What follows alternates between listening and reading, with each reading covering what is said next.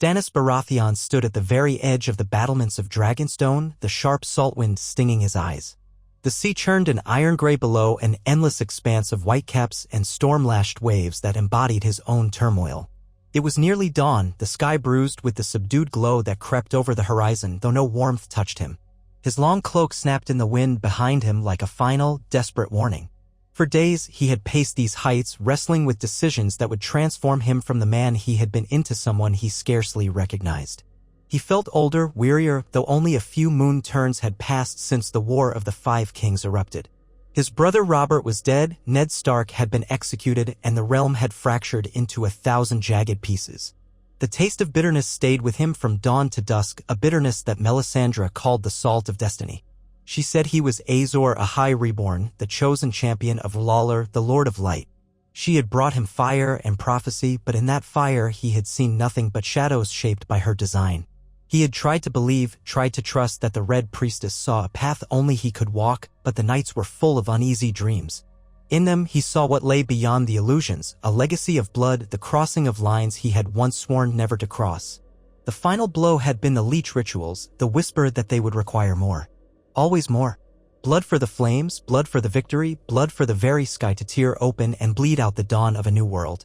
Her voice rose from behind him, though she was not physically present now. He heard her whenever he closed his eyes. It was then he realized that his war was a facade set in place by others' faith in him.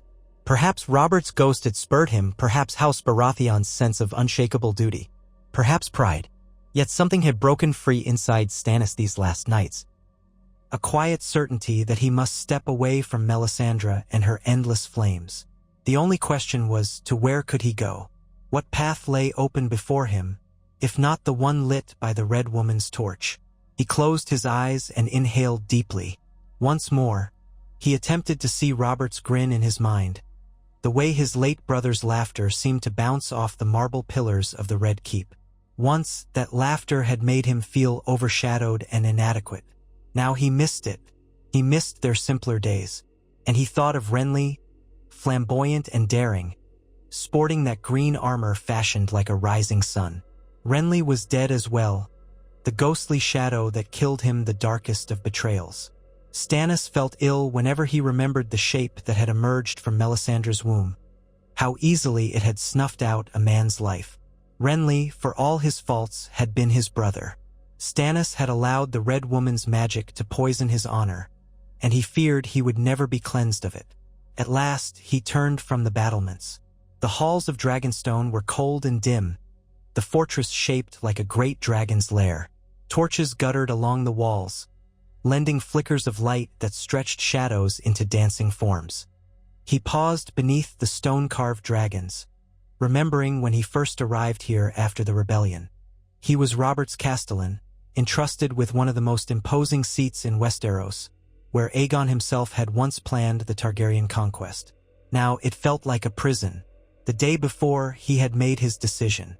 He had told Melisandre he wished to pray alone. She had left him with a watchful look, suspecting nothing. Perhaps she believed he would grow more fervent in his devotion. But there would be no more leeches, no more burnings, no more calls to a foreign god. He would take what men he had, gather his ships, and leave this island.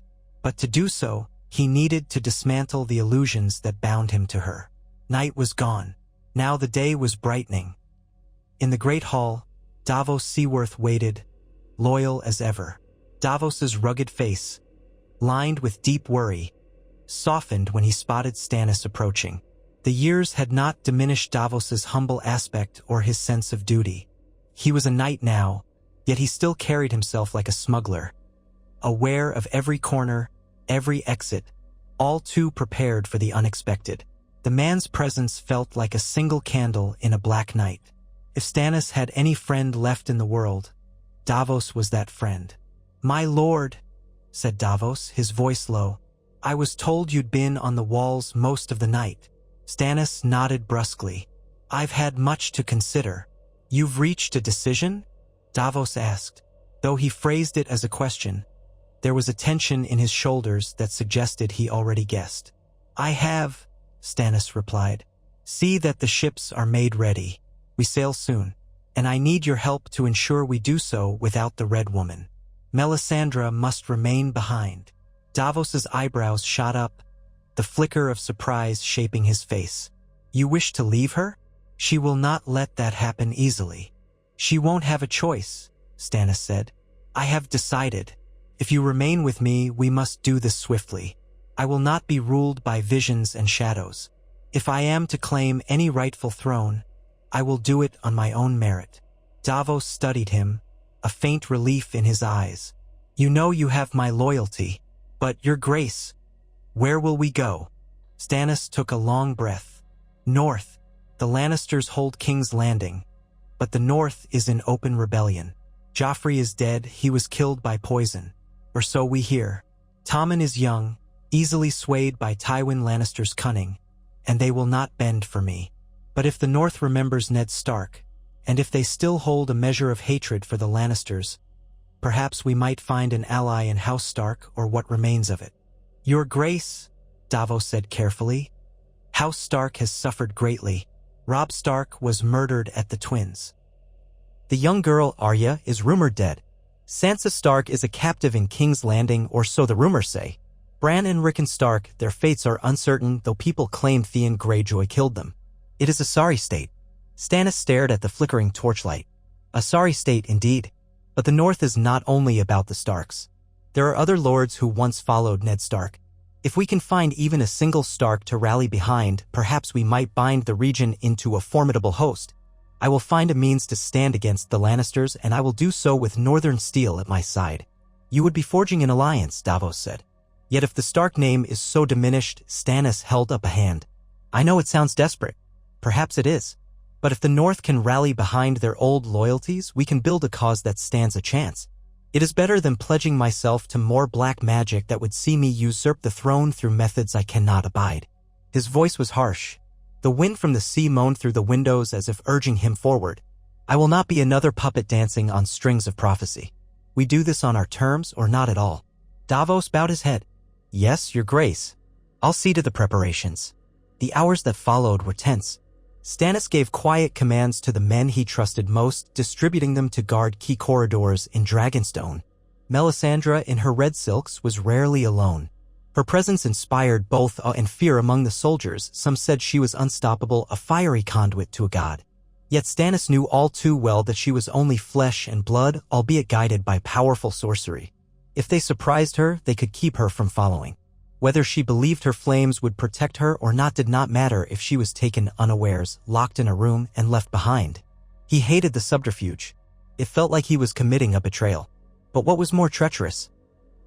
Parting ways with the Red Priestess, or continuing a path soaked in the blood of his own kin. Renly's face still hovered in his memory, a reminder that shadows did not discriminate. Melisandre claimed everything she did was for the good of the realm, that it was the only way for him to ascend as prophesied. But the realm was not saved by monstrous acts, nor would he wear a crown cut from the shadows of murder. They struck at dawn. Davos assigned men to escort Melisandre to her private chamber under the pretense of urgent news from across the narrow sea. She followed them calmly, suspicious but too proud to think they might defy her. Stannis waited in the courtyard, his jaw clenched tight as the large gate creaked open for him and his company. The men who followed him were only a fraction of the troops he once commanded, but they were loyal, too loyal, some said, for they had followed him through one ill-fated campaign after another. Yet none voiced regret. He spurred his horse across the drawbridge, down to the harbor where ships bobbed in the pale morning light. Other men loyal to House Baratheon scurried, loading supplies into holds, adjusting rigging, verifying provisions. Davos waited by a boat that would ferry them to the Fury, the largest war galley in the fleet. The smuggler-turned-knight wore a stern face, his hair stirred by the wind as he squinted at the fortress looming overhead.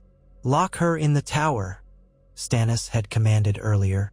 "Do her no harm unless she attempts to kill you." He felt no immediate triumph as they sailed away, leaving the basalt walls behind. The taste was bitterness, and the cries of gulls sounded like lamentations. Even if Melisandre never forgave him, he told himself it was the right choice. Perhaps only the old gods in the north could judge whether it would lead him to redemption or to a deeper ruin. They made for the port of White Harbor in the north, expecting a difficult journey. The seas were rough and storms battered them for days on end. Stannis maintained a silent vigil at the prow, braced against the ship's movement. Sometimes Davos joined him, the two men exchanging few words yet sharing a sense of determination. Their rations were carefully counted, the ships battered and running short on funds. But in every face, Stannis glimpsed the glimmer of renewed conviction. They were no longer chasing illusions, no longer enthralled by a foreign religion. They had a purpose that, though uncertain, was grounded in real alliances and real steel. At long last, after near-constant storms, they saw the grim outline of the North's coast, rocky and forbidding. The air carried a colder bite here, the water's surface cast in deeper gray. White Harbor was the most prominent port in the north, controlled by House Manderly, who had sworn fealty to the Starks for centuries. Yet the Manderlys had suffered under the chaos of the war, and rumors said their lord was treading carefully under the watchful eyes of the Boltons, who now held Winterfell. Stannis had heard the tales of the Red Wedding, the treachery that brought down Robb Stark. He knew House Bolton had claimed wardenship of the north in the name of King Tommen Baratheon. He also knew the old families would never forget Ned Stark or his heirs. The question was whether they would risk siding with Stannis Baratheon, a man so often labeled cold and harsh, a man who had once used shadowy sorcery to kill his own brother. As they sailed into the harbor, the tall walls of White Harbor loomed in the distance, the banners of House Manderly, azure, featuring the white merman flapping in the chilled breeze. Guards patrolled the docks, all of them eyeing the new arrivals. The Fury and her small fleet were not the grand armadas that might lay siege to King's Landing, but they were still a formidable presence, especially in the north where the coast rarely hosted large warships. Davos approached Stannis on the deck. "We must send an envoy to Lord Manderly. Let him know we come in peace.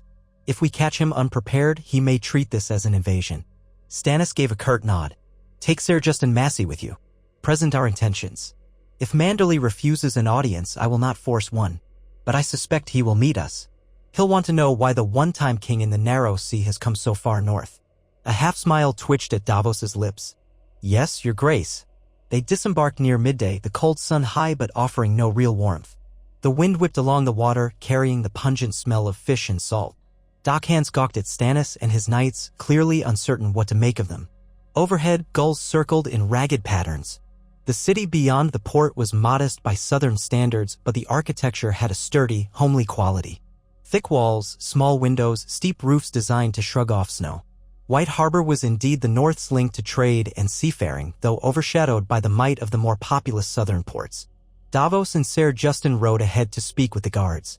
Stannis watched from the wharf, trying to conceal his impatience. Finally, a line of Manderly men arrived, clad in cloaks of Manderly blue, the lead knight bearing a standard with the crowned merman. In their midst rode a squat man with a thick white beard, Lord Wyman Manderly himself, known for his girth and rumored love of feasts. He guided his horse forward with surprising grace despite his size, his small eyes flicking between the men from Dragonstone. Stannis approached on horseback, flanked by his knights. The wind plastered his cloak to his shoulders. When they halted, Stannis inclined his head slightly in greeting. "Lord Manderly," he said, "I come to speak of an alliance that may benefit us both. My men will keep the peace if yours do the same." Manderly took in a breath. Up close, Stannis could see a hint of caution behind his courteous manner. "Lord, your grace," he corrected himself, "White Harbor welcomes you. Though we are curious. It is not every day the rightful Lord of Dragonstone visits us, especially when rumors suggest he once laid claim to the Iron Throne. I admit I did not expect you." Stannis allowed himself a brittle smile. "Few do, but I have reason. I wish to see the Lannisters cast down for their crimes. I seek justice for Ned Stark, for the entire North. I've had my disagreements with your late liege, King Robb Stark, but they died with him. I come to unite what is left of the realm against the true usurpers, House Lannister, and all who support them." Lord Wyman's eyes narrowed, weighing every word. "A bold claim. The North has endured one tragedy after another. House Bolton now styles itself Warden of the North in the name of King Tommen. I would be unwise to risk my house without assurance that we would not be left to face the Lannisters and Bolton's wrath alone." Stannis' voice grew rough. "I understand your caution, but I come with a fleet. Perhaps not as large as the royal fleet, but enough to disrupt the seas. I have men loyal to me, knights trained in war. If House Manderly supports me, we can rally the other true northern houses who resent the Boltons. The Karstarks, the Umbers, the Mormonts, all those once loyal to House Stark, I shall offer them an alliance. The banners of House Baratheon and House Stark, side by side, can restore the old order. Together we might take back Winterfell, reclaim the dignity stolen when Ned Stark was executed and Robb Stark was butchered. Manderly's expression flickered from caution to a faint glimmer of hope. Winterfell is in the hands of Roose Bolton's bastard, Ramsay, who has taken the name Bolton. They rule by terror, they say. The people are afraid. No one can bring them justice, not without a great risk. Stannis nodded. Risk is inevitable. But if the North will rally, I can muster the strength to lead. I cannot promise an easy victory, but I do promise that I will not burn your gods, nor will I rely on dark sorcery to see me through. My quarrel is with the Lannisters and the Boltons. Join me and House Manderly will have a place of high honor in the realm I shape. When the war is won, I shall name you Warden of the White Knife, and I will ensure your house prospers. Silence stretched.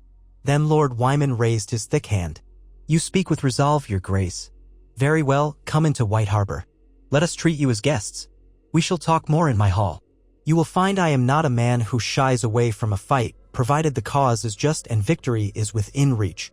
Thus was Stannis Baratheon and his men allowed entry to White Harbor. The city was alive with townsfolk going about their day, but many paused to stare at the southern banners, at the stern-faced soldiers and the lean-limbed knights.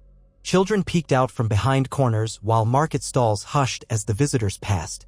Stannis felt the eyes upon him, many colored by suspicion. The North was a land of old fealties, not quickly transferred from house to house. But if he could gain their trust, their fortitude would be unmatched.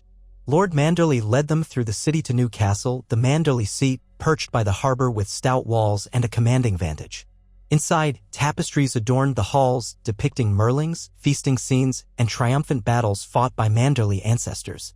The great hall was vast, warmed by multiple hearths, and the smell of roasted meats wafted in the air. Already, servants scurried to set out bread, salt, and pitchers of ale for the guests. According to tradition, bread and salt sealed the laws of hospitality. Stannis accepted them politely, though part of him could hardly stomach more than a few bites. Tension lay too close beneath the surface of every interaction. When all were settled, Lord Manderly asked for the full account of Stannis's intentions. Davos spoke, with the calm, unadorned honesty that lent him an air of truthfulness. He recounted how King Joffrey had seized the throne, how the Lannisters orchestrated Ned Stark's execution, how they turned on the Tullus and stoked the fires of war. He also noted that Stannis's claim to the throne was built upon the knowledge that Cersei Lannister's children were bastards of incest. He spoke of the many sins of House Lannister, from Tywin's treachery at the Red Wedding to the brutal subjugation of the Riverlands. And though Davos did not mention the shadow that slew Renly, there was an unspoken acceptance that Stannis had parted ways with the Red Priestess who orchestrated that abomination. Lord Wyman steepled his fingers, listening intently, occasionally asking pointed questions. He seemed to find Davos's sincerity refreshing compared to the typical courtly lies. When at last Davos finished, the hall fell silent except for the crackling of the hearth and the distant hiss of the sea. "I see," said Manderly, leaning back on his seat. "The Lannisters must be overthrown. Many in the North will not dispute that. Yet the Boltons remain, and they have the backing of the Iron Throne. Tell me, Lord Stannis, how do you plan to bring the rest of the North to your banner? The Umbers, House Serwyn, the Glovers. So many houses, scattered and fearful." Stannis raised his chin. "We show them that House Baratheon has come to wage war against the Boltons. If I strike a blow and secure a victory, even a small one, others may rally. They only need a sign. The Boltons are widely loathed, but men fear them. I mean to break that fear. Once I have proven my strength, they will come." Lord Wyman exchanged a meaningful glance with his advisors, men in long cloaks and warm furs. One of them murmured something that Stannis could not hear. Then Lord Wyman gave a nod. "There is another matter," Manderly said. "Word spreads that a girl claiming to be Arya Stark has been betrothed to Ramsay Bolton. The marriage is to bind the Bolton claim to Winterfell. She arrived not long ago, and they forced the northern houses to witness. They want us to acknowledge Bolton rule. We Manderlys bowed for survival, but in our hearts we know the truth. This girl is likely a fraud.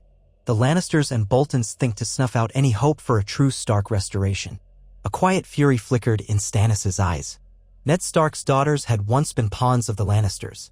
That they would use a false Arya to legitimize their hold on the North was monstrous, though hardly surprising. If she is truly a pretender, then House Bolton is even more deserving of ruin.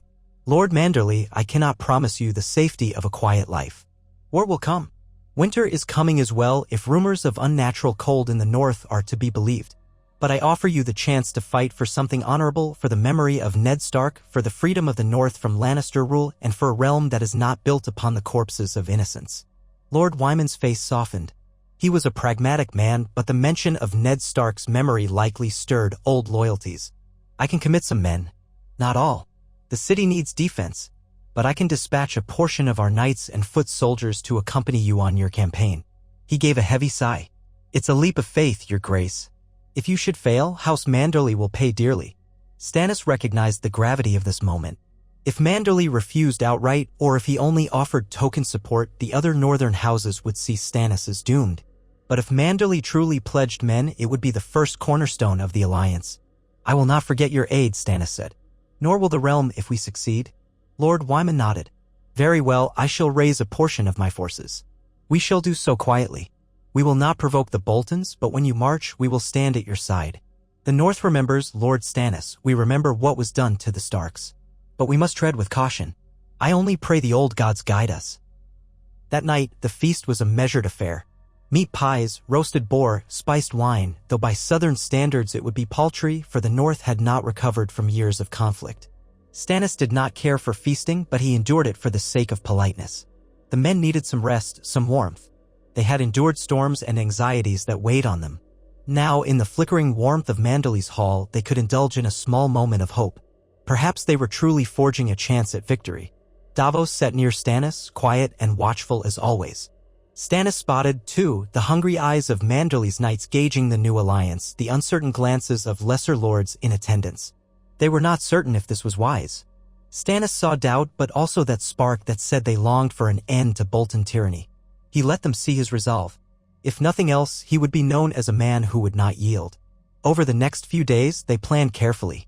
Scouts were sent to the roads leading to the Drevfort, seat of the Boltons, and to the environs near Winterfell. Messages went by Raven to smaller houses quietly sympathetic to the Starks, inviting them to join Stannis' muster. A portion of Manderley forces under the command of Ser Marlon Manderley made ready to march. The departure was hush-hush so as not to alarm the Boltons. In less than a fortnight, Stannis led his growing host along the King's Road, battered by cold winds that cut through even the thickest cloak. He had not expected to feel relief when leaving White Harbor. Yet as the walls fell behind them, he felt a spark of purpose. No illusions, no Red Priestess whispering in his ear. The strategy was his own, guided by the counsel of Davos and the local knowledge of Manderley men. He had always been better at siege tactics and naval warfare than at forging alliances, but for once, Stannis found himself forging something intangible. A trust, however tenuous, between himself and these northerners. He had to admit it felt right, more honest. The march was not easy. The road was rutted with mud, the sky often gray, and occasional flurries dusted them in snow. Supplies had to be carefully rationed. Stannis discovered that the men of the North were accustomed to hardship though, and they soldiered on without complaint.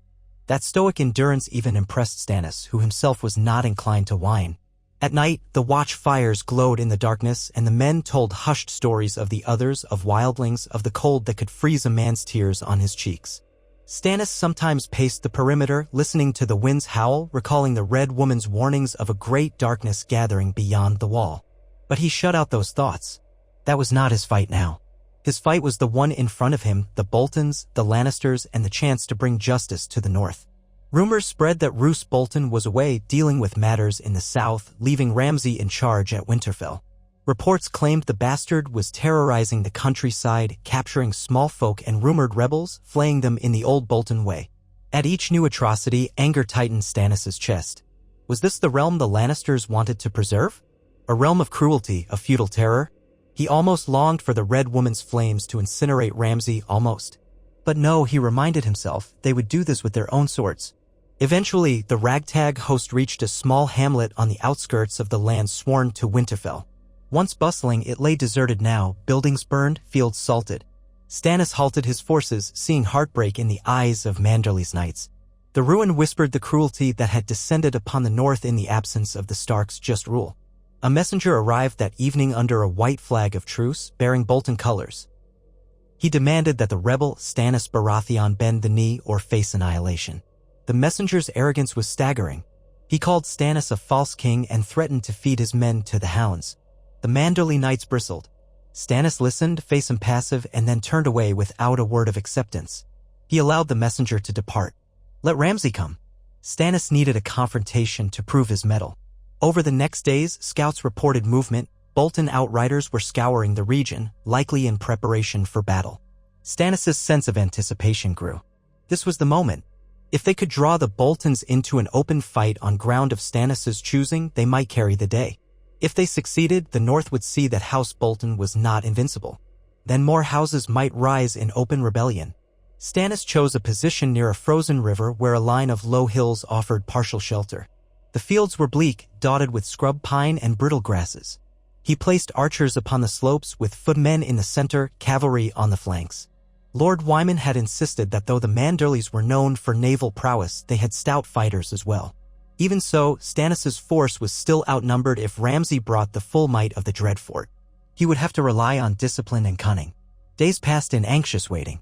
Winter's early darkness fell quickly, and each morning brought heavier frost. Finally, the outriders came racing back. A Bolton host approached, carrying the flayed man banner. The men with them included fearsome cavalry known for brutality, along with foot soldiers rumored to be seasoned in savage raids. But they were overconfident. Led by Ramsay, they believed the northern snows would hamper Stannis' southern men. They believed terror alone would shatter the Baratheon lines. Stannis stood at the crest of a hill, surveying the battlefield. The wind was sharp, carrying the scent of pine and decay. At his side, Davos wore a look of calm dread, his hand resting on the pommel of his sword. Lord Wyman, perched on a stout horse that groaned under his weight, was pale but resolute, flanked by his knights. All around them, soldiers tugged fur hoods lower, shielding themselves from the cold. Ramsay's banner came into view, a red-flayed man on pinkish cloth. Stannis felt the surge of disgust. The Bolton column stretched far, its men in dark leathers and chain mail, some with grotesque helm ornaments. Dogs bayed at the edges as if savoring the chance to feast on the dead. Ramsay himself emerged with a sneer, wearing armor dyed black. He reined his horse near enough for his voice to carry. "You style yourself King Stannis Baratheon? Bend the knee now, or I'll send your men back to White Harbor in pieces." Stannis said nothing at first. He rode a few yards closer, his horse stamping nervously on the frozen ground. "Ramsay Snow," he called, deliberately using the bastard surname. "You are no lord. You wear your father's name like a stolen cloak. If you want me to bend the knee, come and force me to it. I invite you to fail." Ramsay's face twisted with rage at the usage of snow. "I'll flay you alive," he spat. Stannis' answer was a silent gesture. His archers let fly a volley of arrows. Some of Ramsay's men were taken unawares, a few horses panicking, but the Bolton force had shields and the cavalry spurred forward. Trumpets blared. A mad dash of pounding hooves and snarling hounds filled the air. On Stannis' left flank, Manderley's own cavalry trotted forward, aiming to meet them, while Baratheon footmen formed spear lines. The clash was brutal. Stannis heard the ring of steel on steel, the screams of men and horses. Bolton riders crashed into well-drilled ranks. The Manderley cavalry, though fewer in number, used the terrain to their advantage, forcing Bolton horsemen into a tighter space near the frozen river. Stannis observed from his vantage, dispatching orders through Davos. Archers rained arrows whenever a Bolton cluster massed. The footmen held strong, bracing with pikes. Ramsay's personal guard tried a flanking maneuver, but Stannis had predicted it. He had hidden a small detachment behind the hills, who emerged with a thunderous charge, cutting off the Bolton flank. The battle swung back and forth, men slipping on the icy ground, blood staining the frosted grass. The hounds howled, occasionally let loose, but they, too, fell to arrows and spears. The Manderley knights fought fiercely, motivated by hatred for the Boltons. Smoke and fog mingled as the day wore on. Stannis rode among his lines, sword in hand, his presence a grim specter. Though not beloved like Robert, he inspired fear and a sense of unyielding determination. Some men pressed forward at the sight of him. They might freeze or bleed, but they would not retreat while their stern Lord King oversaw the fray. Eventually, the Bolton line buckled, battered by repeated charges. Bodies littered the ground. Ramsay's personal standard still whipped in the wind, but the men around him were panicking. He yelled commands, but the momentum had shifted. The discipline of Stannis' men, combined with cunning deployment, proved too strong. The north itself seemed to add to the fury, the wind howling in a kind of condemnation of House Bolton's cruelty. Finally, the Bolton center collapsed. Ramsay tried to form a rearguard, but many of his men began fleeing, throwing down arms, or scattering in the direction of Winterfell. Ramsay himself, seeing the tide turn, turned tail. Stannis saw him in the distance, spurring his horse away from the carnage. The bastard recognized that he could not salvage the fight. Stannis wanted to pursue, but the chaos was too thick and he had to ensure his lines did not break in the madness of victory. When the last pockets of resistance were extinguished, Stannis gave the order to rally and take stock. The battlefield was strewn with corpses, the wounded groaning amid the frozen grass. Men waded through the carnage, finishing the dying or rendering aid, depending on the uniform. The crows circled overhead. Stannis dismounted, ignoring the protests of the biting cold. He walked among the bodies, feeling neither triumph nor sorrow. Only a grim satisfaction that House Bolton had suffered a wound. Let Ramsay limp back to Winterfell with his tail between his legs. Let him remember this day whenever he looked upon the flayed man banner. Lord Wyman rode up beside him, face pale and splattered with mud and blood. "Your Grace," he said, a note of amazement in his voice. "We did it. We bested them." Stannis offered a curt nod. "And the cost? It's too soon to tally, but we lost men. Perhaps 1/10 of our force. The Boltons fled or were killed in far greater numbers." Stannis gazed at the horizon where the sun dipped low. "We must keep the pressure on them. Word of this victory will spread. More of the north will see that House Bolton can be challenged. Now we rally more houses and prepare for a siege of Winterfell if need be." Lord Wyman took a breath, eyes flicking over the battlefield. "The north remembers," he murmured again as if renewing his vow. "And they shall remember this day." They made camp on the field, caring for the wounded as best they could. The wind carried the smell of blood and burning would well into the night. Men huddled around fires, trembling not only from the cold but from the raw violence of the day's battle. Stannis took no comfort, nor did he engage in celebratory toasts. He walked quietly among his soldiers, acknowledging their efforts with a grim respect. Many looked at him with a new measure of pride, for they had seen his resolve, seen how he commanded. It was a far cry from the superstitions that had clung to him when the Red Woman was at his side, conjuring shadows. Now, the men saw only a commander who fought with them in the muck and ice. That night, Davos found Stannis alone, gazing into the darkness beyond camp. "Your Grace," Davos said, "we've had a great victory. Is it not a moment for cheer?" Stannis glanced at him. "I do not revel in war, Davos. Men died. But, yes, it is a step forward. I should be pleased that the North might now see the Boltons can bleed." Davos gave a weary nod. "The lords will talk of it, that is certain. We may see more houses approach us, seeking to ally." "That's the plan," Stannis said quietly. A faint breeze stirred the edges of his cloak, sending stray flakes of snow dancing. "I will drive the Boltons from Winterfell if I can. Yet once we do, the Lannisters remain in control of King's Landing. This war is far from over." "Perhaps so," Davos said. "But with the North united, you'll have a far stronger position than you did alone." Stannis inhaled the cold air. "Yes," he said simply, deciding to leave it at that. They both knew that the path ahead would be harsh. The North's winters were brutal, and so was House Bolton, battered though it might be. But if anything, the adversity had always steeled Stannis' will. He had parted ways with Melisandre and her illusions. Now he would either succeed on his own terms or fail outright, but he would not rely on shadows. Let the realm see that a Baratheon might stand for justice in a time of chaos. Over the next weeks, news of Stannis' victory indeed spread, carried by whispers and rumor. Small lords who had chafed under the Boltons began to send ravens, testing the waters. Some offered token support. Others pledged to gather men but needed time to move without drawing Bolton retribution. Stannis pressed on methodically, moving closer to Winterfell, capturing minor holdfasts left lightly garrisoned by the fleeing Bolton forces. With each success, the scale of possibility grew. Perhaps if they truly took Winterfell, the entire North might unite behind them. Yet as they advanced, the weather worsened. Snow came thick, piling in drifts that slowed the army to a crawl. Rations dwindled. The road was clogged with ice, horses lost their footing, and wagons broke wheels in hidden ruts. Men began to suffer frostbite, their feet and fingers turning black. Progress became an agonizing slog. Stannis learned quickly that the northern winter was as deadly an enemy as any Sellsword or Lannister might be. Still, they pressed on.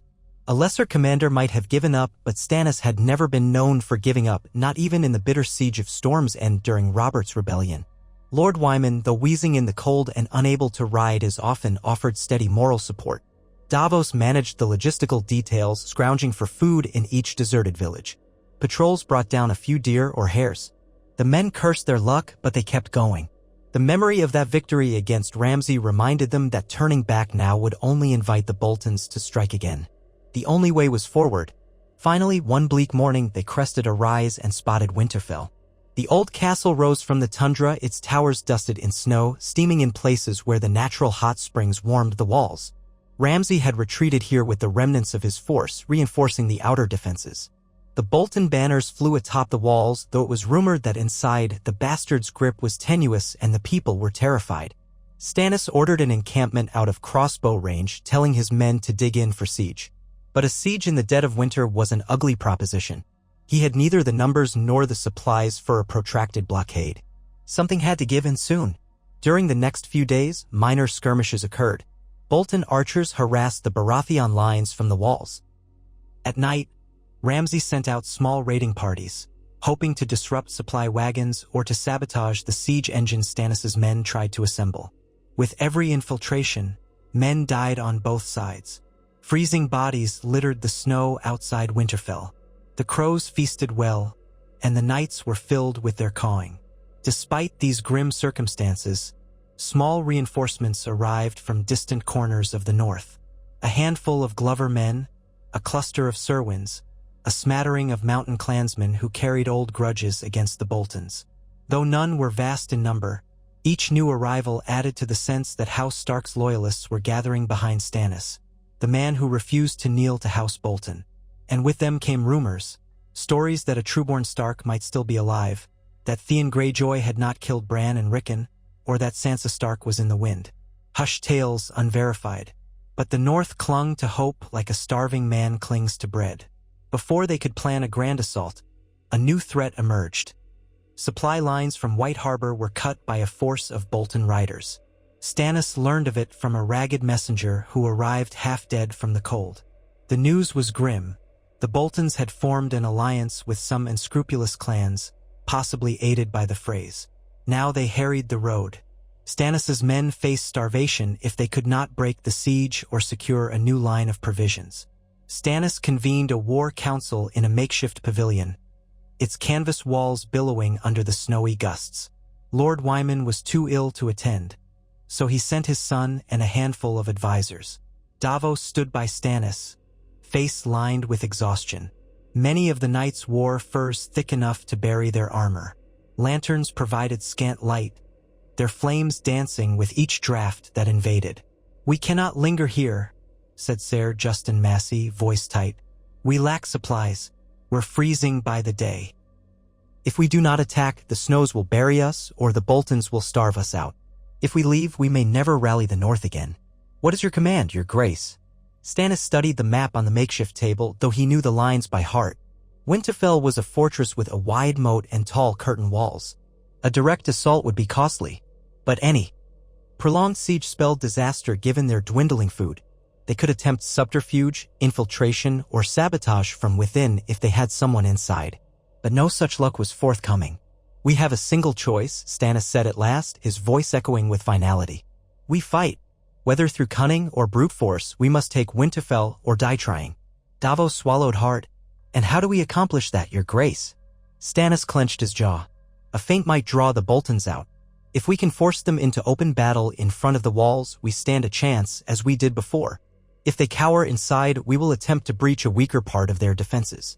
Winterfell is old. Perhaps there is a vulnerability. Or we create one." Ser Marlon Manderly spoke up. "My father says we should consider negotiating.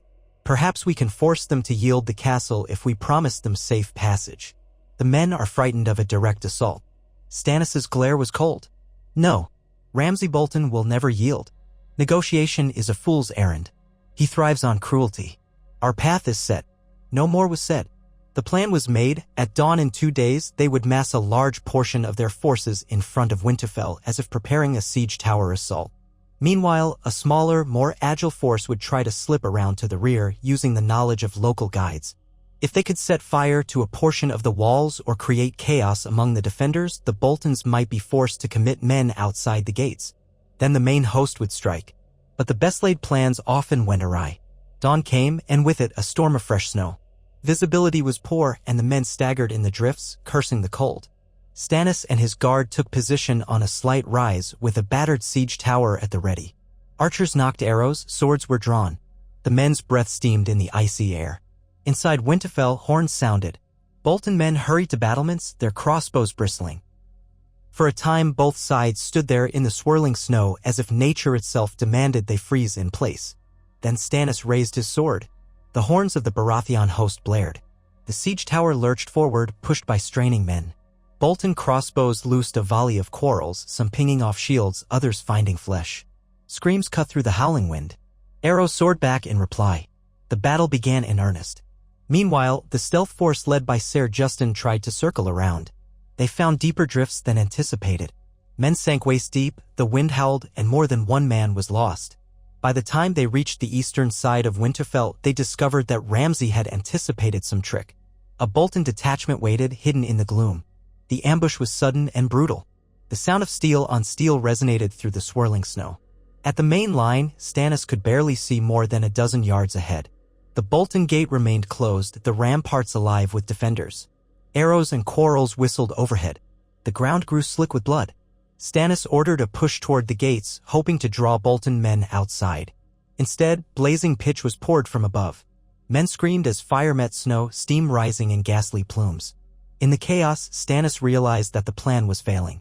They would never breach the walls if the Boltons refused to sally forth. The smaller force was likely trapped, or worse.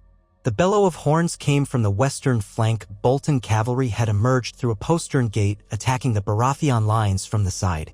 The swirl of snow and smoke made it nearly impossible to coordinate. Men stumbled into deadly pockets of fighting, many cut down by cavalry charges.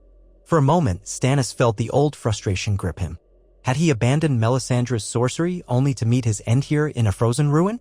No, he told himself. That path was darker still. Here, at least, he fought with honest steel. Even if he fell, he would die on his own terms. He rallied what men he could, forming a defensive line of spears. They fended off the Bolton cavalry, killing horses and unseating riders. The snow churned red underfoot, and the screams of men echoed in the air. He spied Ramsay Bolton in the distance, cheering on his riders with a triumphant sneer. That face, twisted in sadistic glee, ignited Stannis' rage. He urged his horse forward, cutting through the fray. 2 Bolton men tried to block him, but he sliced one's arm open, his horse trampling the other. A crossbow bolt thudded into his horse's flank, and the beast screamed, collapsing. Stannis leapt free, rolling on the ground, numb from the cold. Ramsay saw his chance. With a savage grin, he spurred forward, flanked by a handful of mounted men. Stannis rose painfully, sword in hand, shouting for his men to stand their ground. But the swirling snow had separated him from most of his guard. Blood trickled down his brow, half blinding him. For a heartbeat, the world slowed. He saw Ramsay's blade glint, heard the thunder of hooves. Then a swirl of motion. Davos and a handful of Manderly knights burst forward from the flanks. Davos shouted Stannis' name, throwing himself into the path of Ramsay's men. Swords clashed. Ramsay's face twisted into fury when his horse reeled from a spear thrust. The Bolton bannermen engaged the Manderlys. Davos parried blow after blow, ignoring the bolt that had lodged in his shoulder, ignoring the savage swirl of steel. Stannis staggered forward, lifting his sword to strike at Ramsay. But Ramsay pulled his wounded horse around, sneering. "Stay back," the bastard snarled to his men. "Stannis is mine." Yet before either could strike, chaos swallowed the field again. The swirling snow parted just enough for a group of Karstark horsemen, men who had arrived in the night, seemingly to reinforce the Boltons. But unexpectedly, they charged the Bolton flank. The Karstarks had turned cloak once, but now they roared a northern slogan. In that confusion, Ramsay's men were hammered from the side. Ramsay cursed, forced to wheel away. Stannis tried to follow, but his feet tangled in the drifts and the milling horses blocked his path. The next hour blurred. The Bolton men, pressed on multiple sides, began to waver. The gates of Winterfell remained shut as Ramsay refused to open them to let in the swirl of uncertain allies or foes. Infighting erupted when some Karstarks engaged the Bolton men. Others tried to hold the line. The encampment was a savage swirl, men yelling in the white gloom, the wind stinging every patch of exposed skin. When the horns sounded again, long and low, Stannis realized the Bolton forces were retreating. The battered survivors scrambled back towards the gates, hurling curses as they hammered on the wood, demanding entry. The doors creaked open just enough to admit them, then slammed shut, leaving hundreds to freeze or face Baratheon steel. Some dropped weapons, surrendering. Some tried to fight on, only to be cut down. By the time the sun dipped past midday, the field was silent save for moans of the wounded. The ground was red slush. Broken weapons littered the snow. Stannis leaned on his sword, breathing raggedly, exhaustion in every limb. Davos approached, clutching his wounded shoulder, blood staining his cloak. His face was white with pain, but he stood. They had not taken Winterfell, not truly. But they had once again bested Ramsay in the field, forced him behind his walls. The unexpected arrival of the Karstarks had turned the tide, revealing that the North's loyalties were far from monolithic. Perhaps House Karstark sought redemption for betraying Robb Stark, or perhaps they simply loathed the Boltons more. Either way, it had been enough. But the situation remained dire. Their casualties were heavy. The men were exhausted, half-starved, freezing. Winterfell's walls still stood tall, and behind them, Ramsay could hold out longer than Stannis. Siege or no siege, the Baratheon host was in no condition to wait out a long winter. Suddenly, from the eastern side of the field, horns blew once more. Stannis tensed, fearing another wave of foes. But these horns sounded different, deeper. Through the swirling snow came riders flying a banner of a gray dire wolf on a white field. Stannis stared in disbelief. The direwolf of House Stark? It was impossible. Robb was dead, Ned was dead, the younger Starks were said to be dead or missing. Yet here it came, that ancient sigil of Winterfell, carried by riders in thick fur cloaks. The leading figure, wrapped head to toe in gray, reined in before Stannis. For a moment, all was still. Stannis's men raised weapons warily, but the newcomers did not attack. The rider pulled back a hood, revealing a woman's face, sharp-featured, grim, with eyes that spoke of having seen too much for her years. Her hair was auburn, dirty, and tangled, but unmistakable. Stannis recognized her from the days at King's Landing. Sansa Stark. She dismounted, stepping across the snow. Davos exchanged a look of stunned recognition as well. Sansa's eyes flicked to Stannis. She made no bow, but she inclined her head with a quiet dignity. "Lord Stannis," she said, voice rough from the cold. "I have come to reclaim my home." Around her, the riders wore the sigils of lesser houses loyal to House Stark. They looked determined, resolute, and perhaps a bit awed by the carnage. Stannis found his voice. "Lady Stark," he said slowly, "your father was an honorable man. If you claim Winterfell, then our cause aligns. I would see the Boltons ruined." She squared her shoulders. "Then let us join forces. I escaped the Lannisters, and I have been hidden away, gathering those still loyal to House Stark. I heard rumors you were waging war on the Boltons." Her mouth tightened. "They have my sister, Arya, or someone they claim to be her. Either way, they hold Winterfell through fear. Help me free it, and the North will follow you." Stannis studied her. Sansa Stark, once a naive girl, now seemed forged by hardship into something steely. He glanced at Davos, who gave a subtle nod. The men of the direwolf banner stood resolute. Could a true Stark presence change everything? "Very well," Stannis said at length. "Let us bring justice to House Bolton together." A flicker of relief crossed Sansa's face, though it was tempered by sorrow. "We will see it done." So it began, the final forging of an alliance between Stannis Baratheon, who abandoned the Red Priestess and the illusions of prophecy, and the last known heir of House Stark who had emerged from captivity and subterfuge to claim her family seat. The battered soldiers who gathered on that snowy field were not an auspicious sight. Exhausted, wounded, half-starved. But determination crackled in the air, a fervor that only grew as the gray direwolf flew beside the black-crowned stag. The following days were a blur of frantic planning. Sansa's knowledge of Winterfell's layout, combined with the cunning of her supporters, offered fresh insights. The reemergence of a living Stark inspired many from nearby villages to bring what little food they had to the camp. For though they were poor, the name Stark still meant something sacred. Stannis saw how these small folk clung to Sansa's presence, looking on her as if she were a princess returned from the grave. Even he felt a twinge of Robert's old sentiment for the Starks, that sense of deep respect. Ned Stark had died for honor, and now his daughter stood with Stannis in the snow, determined to free her ancestral home. It was as if some portion of Ned's spirit lingered. Time was short. More snow was coming, heavier storms that could bury entire armies. If Winterfell did not fall soon, the siege would become impossible. Sansa proposed a daring plan, a night infiltration through one of the old passages that led from the crypts beneath Winterfell.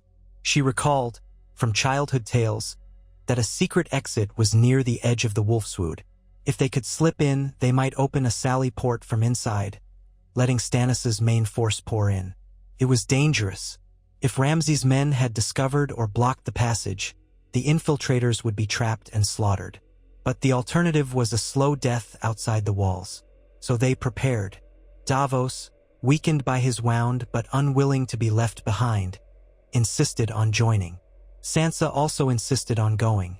After all, she knew the passage best, and she refused to cower in the rear. Stannis was hesitant. Losing Sansa would be catastrophic, and there was no telling how Ramsay might treat her if she were captured. But she stood her ground, eyes fierce. In her, Stannis saw not only Ned's daughter but something of the wolf's cunning. Night came, moonless and bitterly cold. A small group slipped away from the camp, led by Sansa and Davos, accompanied by a handful of the best northern scouts. Stannis remained in the main camp, poised to attack at any sign that they had entered. A hush fell over the tents, men huddling close to fires, waiting for the signal. The wind keened, carrying the distant hooting of an owl. Hours passed, each moment stretching like taut string. Then, at last, the horns sounded from within Winterfell. One note, then two. Shouts carried over the walls. The watchers at Stannis' side stirred, faces lit with cautious excitement. Another horn sounded. The portcullis at the sally port began to rise.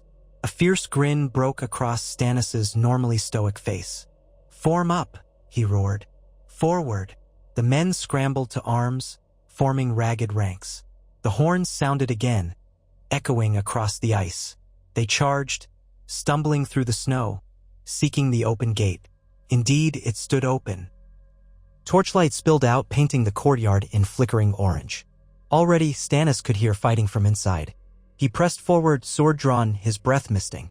Inside Winterfell's walls, chaos reigned.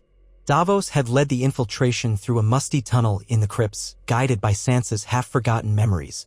They encountered only a small guard detail, which they overwhelmed quietly, Northerners killing Northerners ironically.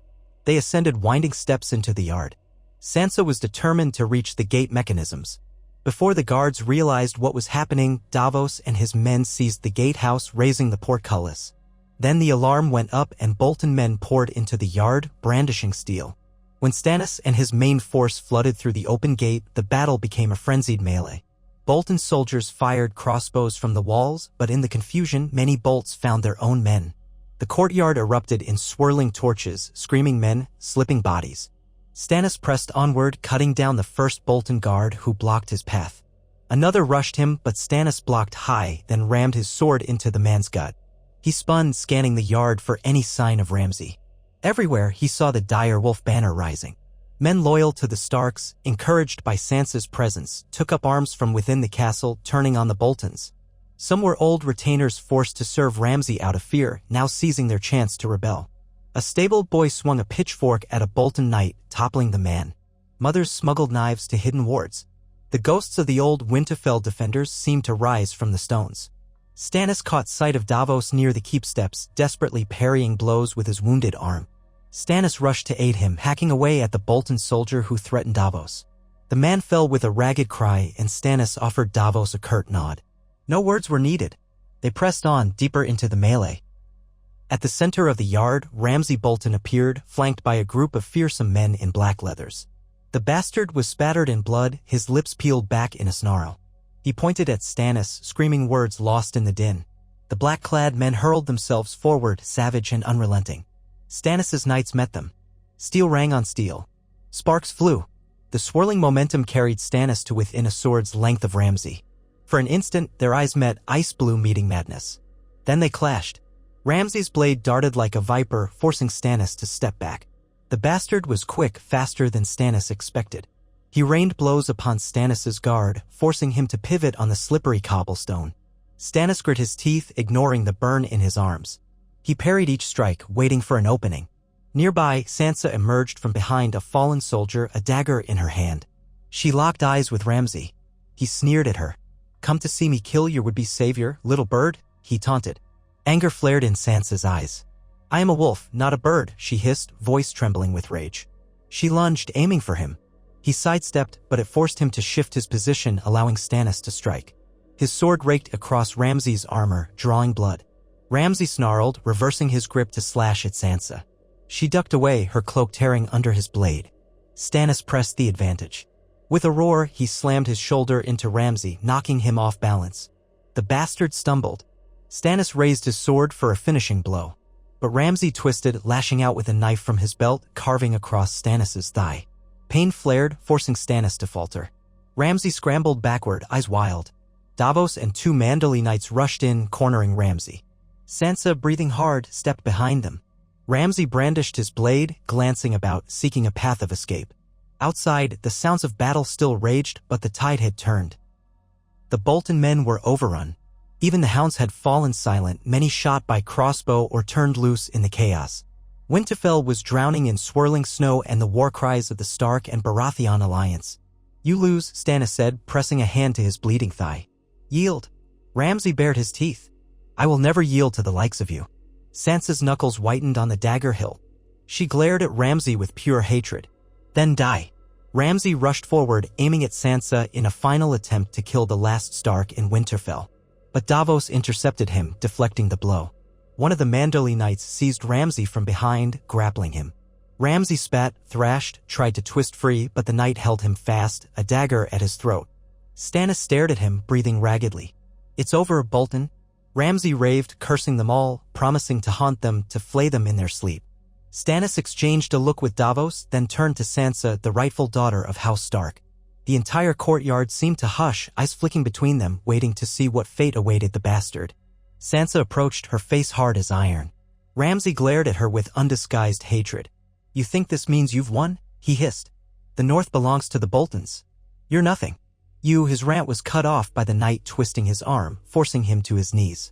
Sansa looked into Ramsay's eyes, unwavering. "You took my home. You tortured my people. You murdered my family. You deserve no mercy." She raised her dagger, but paused, trembling. Stannis stepped forward. "Justice belongs to House Stark," he said simply. Sansa nodded. Her eyes were red-rimmed with fury and sorrow. She leaned in, voice low. "Your name dies with you," she said to Ramsay. Then she drew a short breath and buried her dagger in his chest. The bastard coughed blood, his eyes going wide. For a moment he tried to speak, but only a gurgling hiss emerged. Then he slumped, and the courtyard felt deathly still. Outside, the storms howled, but inside Winterfell an uncanny hush took hold. Sansa stood over Ramsay's body, her breath turning to white mist in the cold air. Davos lowered his sword, relief etched in his features. Stannis felt a wave of exhaustion wash over him, but also a grim satisfaction. The Boltons had fallen. The North was free of their scourge. Across the courtyard, a ragged cheer went up from the men. "Stark! Stark!" And some shouted Baratheon. The old alliance, Robert and Ned, seemed reborn in that moment, reflected in Stannis and Sansa's meeting. The castle was theirs. The final pockets of Bolton resistance were snuffed out or taken prisoner. The dawn was creeping over the horizon, painting the sky a pale rose, as if it blushed at the blood spilled. Stannis turned to Sansa. "Winterfell is yours, my lady. House Stark rules here once again." She bowed her head, tears shining on her lashes. "Thank you, Lord Stannis. This would not have been possible without your help. The North will not forget it." Davos put a hand on Stannis's arm, concern in his eyes. Blood seeped through Stannis's trouser leg. He had lost more blood than he realized. Pain flared. He stiffened, but stayed upright, refusing to show weakness now. "We must tend to your wound, your grace," Davos said quietly. Stannis nodded absently, gazing around the courtyard. The men had begun tending to the wounded, wrapping them in cloaks and carrying them toward the great hall. The warmth of Winterfell's hot springs would at least offer relief from the merciless cold outside. Over the coming days, they set about restoring some sense of order. The halls of Winterfell had been damaged by the Boltons' neglect and the iron clashes of siege. Repairs began at once. The small folk who had hidden in fear crept out from the shadows. Seeing that the bastard Bolton was dead, they whispered prayers of thanks to the old gods. Meanwhile, letters and ravens went out, proclaiming that Sansa Stark had reclaimed Winterfell with the aid of Stannis Baratheon. House Manderly and other loyal lords pledged their swords to her. A grand assembly was called in the great hall, beneath the watchful eyes of ancient Stark statues. The men from across the north gathered. Umber, Glover, Mormont, Serwyn, even some Karstarks whose loyalty had wavered but who now sought redemption. They listened as Sansa declared that House Stark still stood, that the Boltons and their cruelty were at an end. Then she turned to Stannis Baratheon, who stood by her side, leaning on a cane as he recovered from his wound. She thanked him publicly and asked that the North honor the alliance they had forged. If the Lannisters would threaten them, the North would stand with Stannis. In that moment, the Northern lords roared their approval. The ghosts of Robert Baratheon and Ned Stark seemed to fill the hall, echoing old friendships and old loyalties. Sansa ended by proclaiming Stannis a true friend to the North, the avenger of Ned Stark, and the champion of justice against the Lannisters. Afterward, in a quieter chamber warmed by a blazing hearth, Stannis and Davos shared a moment of reflection. Stannis's thigh was bound in fresh bandages. The ache reminded him of how close he had come to dying. Davos poured a cup of hot wine, handing it to Stannis, then poured one for himself. Stannis sipped, letting the heat slide down his throat. He stared into the flames, remembering how Melisandre once called the flames a window to the future. He saw only flickering shapes, uncertain paths. He had spurned the Red Priestess and chosen a more perilous road. Yet here he was, alive, triumphant in a sense, with the North behind him and the Boltons undone. He glanced at Davos. "Perhaps there was a measure of fate in this," he said, voice low. "Robert always did trust Ned Stark above any man. Now I stand with Ned's daughter." Davos shrugged his injured shoulder with a pained wince. "Fate or not, we made our choice. We faced the Boltons with steel, not shadows." He looked at Stannis, eyes warm with respect. "You've done right, Your Grace. This is the man I believed in when I knelt to you. Not a shadow of the Red Woman's making, but the real Stannis Baratheon, forging his own path." Stannis did not respond for a long time, simply staring at the dancing flames. Then he nodded, a rare softness touching his stony features. "Aye, Ser Davos, let us see where that path leads. We have a realm to save from the Lannisters, from all who would see it torn to pieces." Davos nodded. "The North is with us now." Stannis glanced at the door, beyond which Sansa was likely meeting with Northern lords, planning how best to restore Winterfell, how to support Stannis if he marched south. Yes, together we might do what must be done.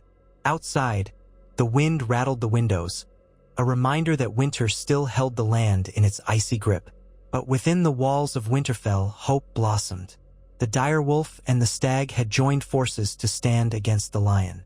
And for the first time in many moons, Stannis Baratheon felt that the light of a true dawn, not a false glow conjured by a Red Priestess, was on the horizon. If that light would one day bathe the realm in a just peace, it would be because he had chosen honor over sorcery, chosen to forge alliances with the living hearts of men rather than bend to shadows. And so, the winds of change howled across the wintry plains of the north, bearing witness to a new bond between House Baratheon and House Stark. The war was not over, but from the ashes of betrayal and the cold hush of winter rose a renewed sense of purpose.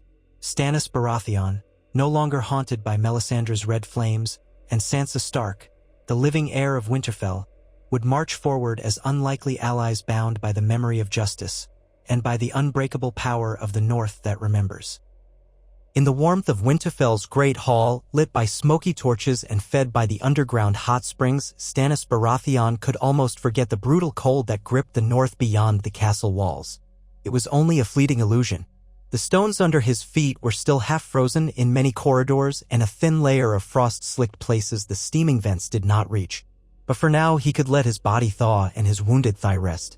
He sat on a stout wooden chair near the raised dais, a space traditionally reserved for the Lord of Winterfell and his family, while Sansa Stark stood nearby, engrossed in conversation with a handful of northern lords who had survived the siege or emerged from hiding once the Boltons fell. Sansa still wore her traveling leathers, though her cloak bore the proud dire wolf of House Stark. She looked younger in this hall, dwarfed by the grandeur, yet she spoke with a calm assurance that belied her years. The shock of reclaiming her home and the horror of driving a dagger into Ramsay Bolton's chest had fused into a steely resolve. A hush spread whenever she addressed the gathered northerners. Her presence seemed to recall the spirit of Ned Stark, and many who had once bent the knee to his memory pledged themselves anew to his daughter. In truth, she was the living symbol of Winterfell's resurrection. Stannis observed her quietly, one hand pressed against his bandaged leg. He admired her composure.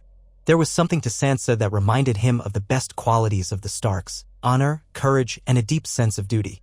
It was a far cry from the timid, courtly girl he had glimpsed in King's Landing years ago, trailing behind her father with eyes full of songs and stories. Time, betrayal, and war had burned away any remaining innocence. Now she stood tall, conferring with each house in turn. The hall was packed. House Manderly men with their Merling sigils, grim-bearded Umbers in thick bearskins, surviving Karstarks who had chosen to abandon the Boltons at the 11th hour, a handful of Glovers and Tall Hearts, and the smaller, scraggly clans from the foothills who bore tribal markings. Even a few knights who had once marched behind the flayed man banner were now prisoners or had yielded, kneeling in subdued silence in a corner, guarded by men loyal to Sansa. Some among them might petition for clemency later, claiming they had never wanted to serve the Boltons. Others were too deep in blood to redeem themselves. Across from Stannis stood Davos Seaworth, brow-knitted in concentration, talking quietly with Lord Wyman's son, Ser Marlon Manderly. Davos was pale from blood loss, his right shoulder wrapped in layers of cloth. He bore the pain stoically, only wincing when he moved too quickly. They were discussing the distribution of supplies: grain, salted fish, the last of the root vegetables from near the White Knife, to feed the battered host now crammed into Winterfell. The victory had been won, but winter was no kinder for that. Each morning, new drifts of snow blanketed the roads, and the idea of sending out foraging parties became more daunting. Stannis knew well that an army could starve faster than a castle's population if the roads were blocked. Slowly, Sansa turned from the cluster of lords and approached Stannis.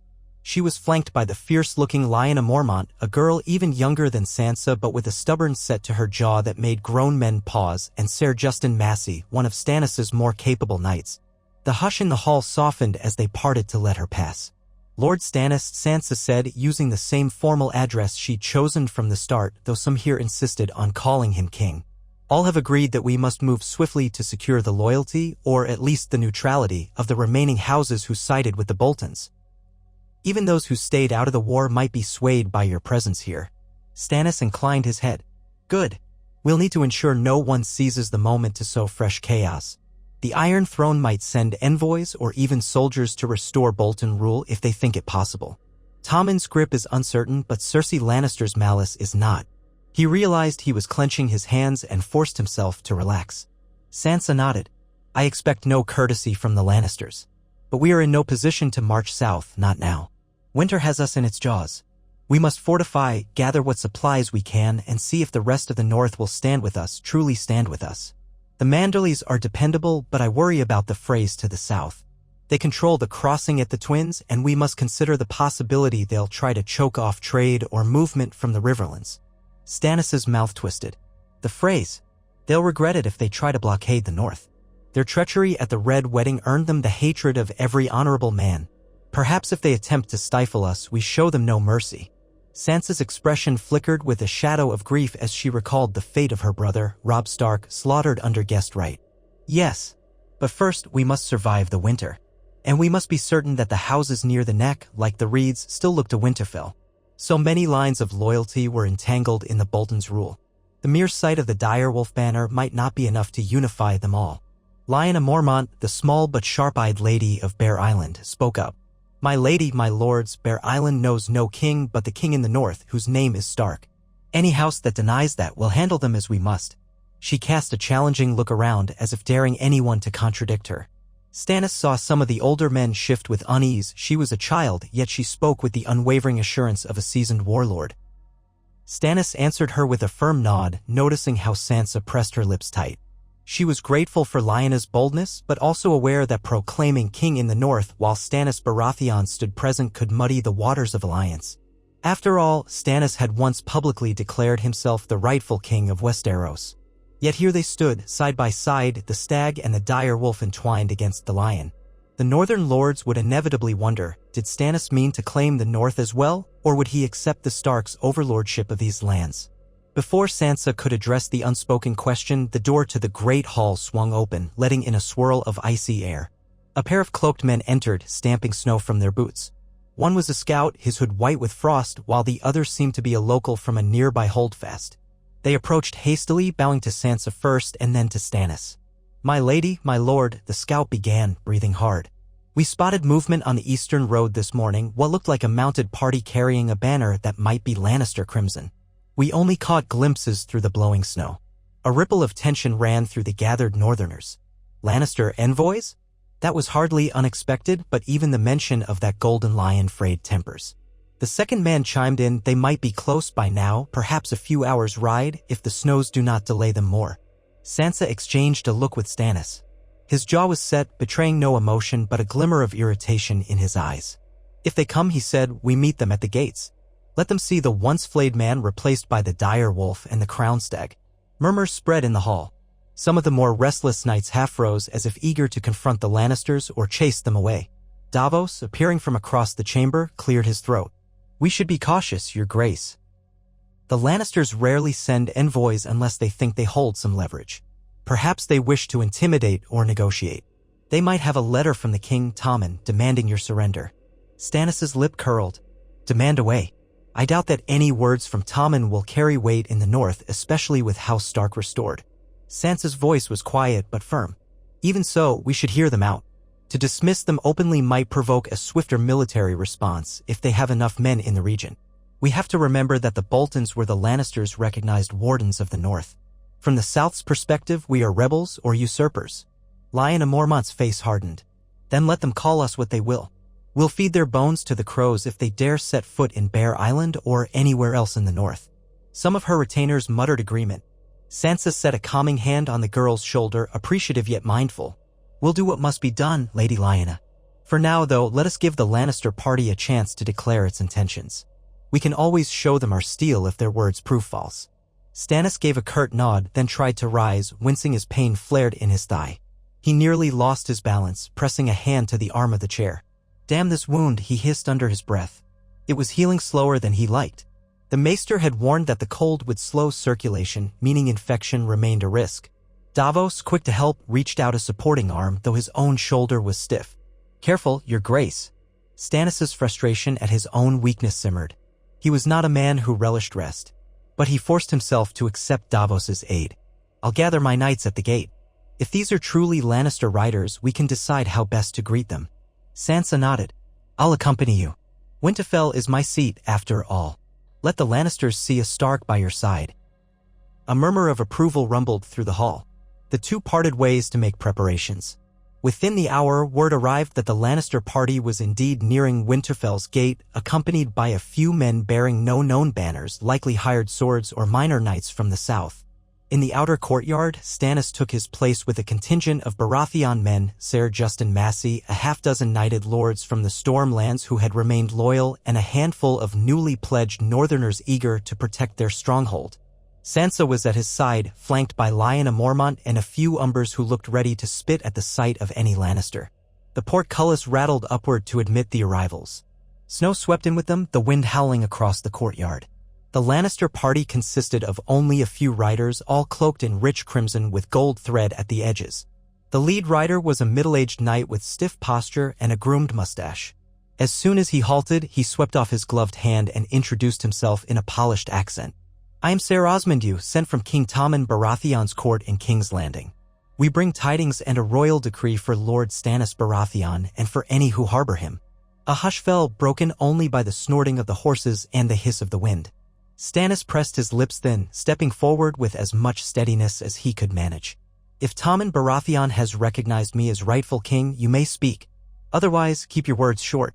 My patience is no greater than the North's mercy for those who served the Boltons. He saw the Lannister knights' eyes flick to Sansa and the direwolf banners. No doubt the presence of a living Stark complicated any illusions of an easy Lannister demand. Ser Osmund's face tightened, but he tried to maintain composure. His Grace King Tommen wishes an end to hostilities in the North. He acknowledges that certain families have suffered grievous harm in the war. Yet House Bolton was vested by the crown with rightful rule here. You, Lord Stannis, stand attainted for treason, having previously warred against the Iron Throne. The crown demands that you lay down your arms at once and submit to the king's justice. In return, your men shall be shown leniency. Sansa snorted softly, an unladylike sound, but apt for the raw cold of the moment. Several of the Northerners bristled at the insinuation that the Boltons' rule was rightful. Had they not just thrown down the flayed man? Stannis forced a tight smile. Tell me, Ser Osmund, he said, voice low. Did King Tommen also sign the orders to butcher Robb Stark at the Twins? Did he condone the Red Wedding?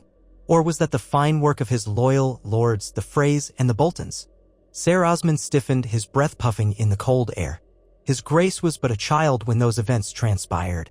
The realm has sought stability since, under the guidance of the hand Tywin Lannister, Stannis finished for him. Yes, I know well who truly orchestrated the Red Wedding. And so does the North. Sansa lifted her chin. Tell your king that the North remembers. We have reclaimed Winterfell, House Stark's ancestral seat, and we will not bend the knee to those who murdered my family. If Tommen Baratheon desires peace, let him apologize for these crimes and recognize our independence. We will treat with him as equals or not at all. Shock rippled over Ser Osmund's features. He glanced again at Stannis, confused as to who truly led this new alliance. In truth, it was a question many onlookers still had. Stannis let the silence hang before adding his own words. You've heard Lady Sansa's reply. The Boltons are dead or scattered. If Tommen continues to name me traitor, I name him an abomination of incest. But let the realm see how the North stands. Now he took a half-step forward. Unless you have some new threat to level, be gone from my sight. Winterfell has no interest in Lannister decrees. Ser Osmund's eyes flicked around at the ring of swords and spears. He was outnumbered and outmatched. The king's justice will come, he said, though the bravado in his tone was fading. One day you will regret this rebellion. Lyanna Mormont actually laughed. The only ones who will regret it are the men who choose to stand in our way. With that, Ser Osmund, you realized no further discussion was possible. He signaled to his men. They beat a hasty retreat, turning their horses in the snowy courtyard. A hush remained behind them, tension coiling like a living thing. Finally, Stannis barked an order to shut the gates. The portcullis came down with a creak, sealing out the swirling gusts of wind. It was done. They had openly rejected the Iron Throne's demands. The men cheered, some pounding sword hilts on shields. Others looked worried, knowing what this might mean. War was not over, indeed, it might only have begun in earnest. But the lines were drawn, for better or worse. Sansa exhaled a visible sigh, stepping closer to Stannis so only he and a few near them could hear. We have made our stand clear. There's no turning back. Now, sooner or later, the Lannisters will come. Perhaps not until spring, but they will come. Stannis nodded grimly. Good. Let them. In the meantime, we will gather more strength. He paused, grimacing at the ache in his leg. You spoke of independence. Do you intend to crown a Stark as king or queen in the North? She looked away for a moment, eyes flicking to the thick snow in the courtyard. I haven't decided. My brother Robb was king in the North, look how he ended. The last time the North broke from the Iron Throne, it ended in blood.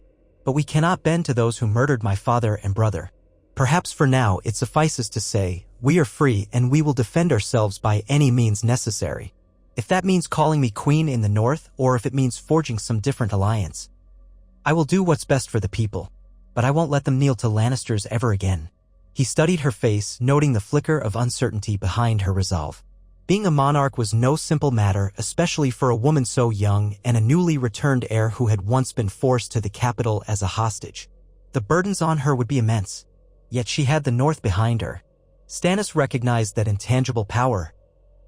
Loyalty earned through blood, the memory of her father, and the depth of tradition. He gave her a curt nod. We have time to settle the titles. For now, we rule Winterfell together if that suits you. Our enemies will regret underestimating us. She inclined her head, accepting that arrangement. Neither had illusions about this alliance. There was affection, but it was overshadowed by practicality, by shared necessity. Honor might yet flourish in that cold ground if they could nurture it. That evening, a quiet snow fell over the courtyard. Within the castle, men and women gathered in the great hall, warming themselves around long tables and the crackling hearths. A hush of exhaustion pervaded. The high of victory was giving way to the sobering reality of winter and looming conflict. Sansa conferred with her bannermen about distributing the limited provisions. Davos pored over supply inventories. Lord Wyman Manderley, still recovering from ailments, sent messages from White Harbor about new shipments of salted fish that might arrive before the ports froze solid. Meanwhile, the huntsmen would attempt to comb the wolfswood for game, though the animals grew scarce in winter. Every day would be a struggle. Stannis found the maester in a side chamber near the library, having come for more bandages and to get his wound redressed. The old man peered at Stannis's leg, clicking his tongue. You must rest it more, my lord. If you put too much strain on it, the flesh may fester. Stannis grimaced but said nothing. He hated inactivity, and even more, he hated the idea that he might be reliant on others. But the memory of Melisandre's potions and magic flickered through his mind. He forced it aside. Better to rely on a maester's old cures than to invite the Red Woman's shadows back into his life. While the maester cleaned the wound, Stannis stared into the dimly lit corridor. He could still hear distant voices from the great hall, men singing a slow, mournful northern tune about the snow and how the cold preserves the memories of the dead. He tried to ignore the ache in his thigh and the greater ache in his soul. His campaign had begun with bitterness, the taste of betrayal by the Iron Throne, by his own family's illusions. Now here he was, forging a new path with House Stark. Was it fate, or a final gamble? By the time the maester finished, Stannis felt somewhat lighter, though the pain lingered. He thanked the man with a curt dip of his head. The old maester, seemingly used to the grim nature of the north, simply nodded and hobbled away.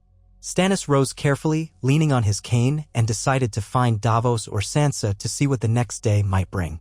He discovered Davos near the library, a room lined with ancient tomes on the history of the First Men, the Kings of Winter, and the building of the wall. A single brazier glowed, providing minimal heat. Davos sat at a table, scanning a ragged parchment by flickering candlelight. He looked up when Stannis approached. Your Grace, he said, half rising until Stannis waved him down. Davos, Stannis greeted. What news? Or are you just reading the old lore of the North? Davos exhaled a cloud of warm breath into the chilly air. A bit of both. Lord Wyman's couriers came with letters earlier today.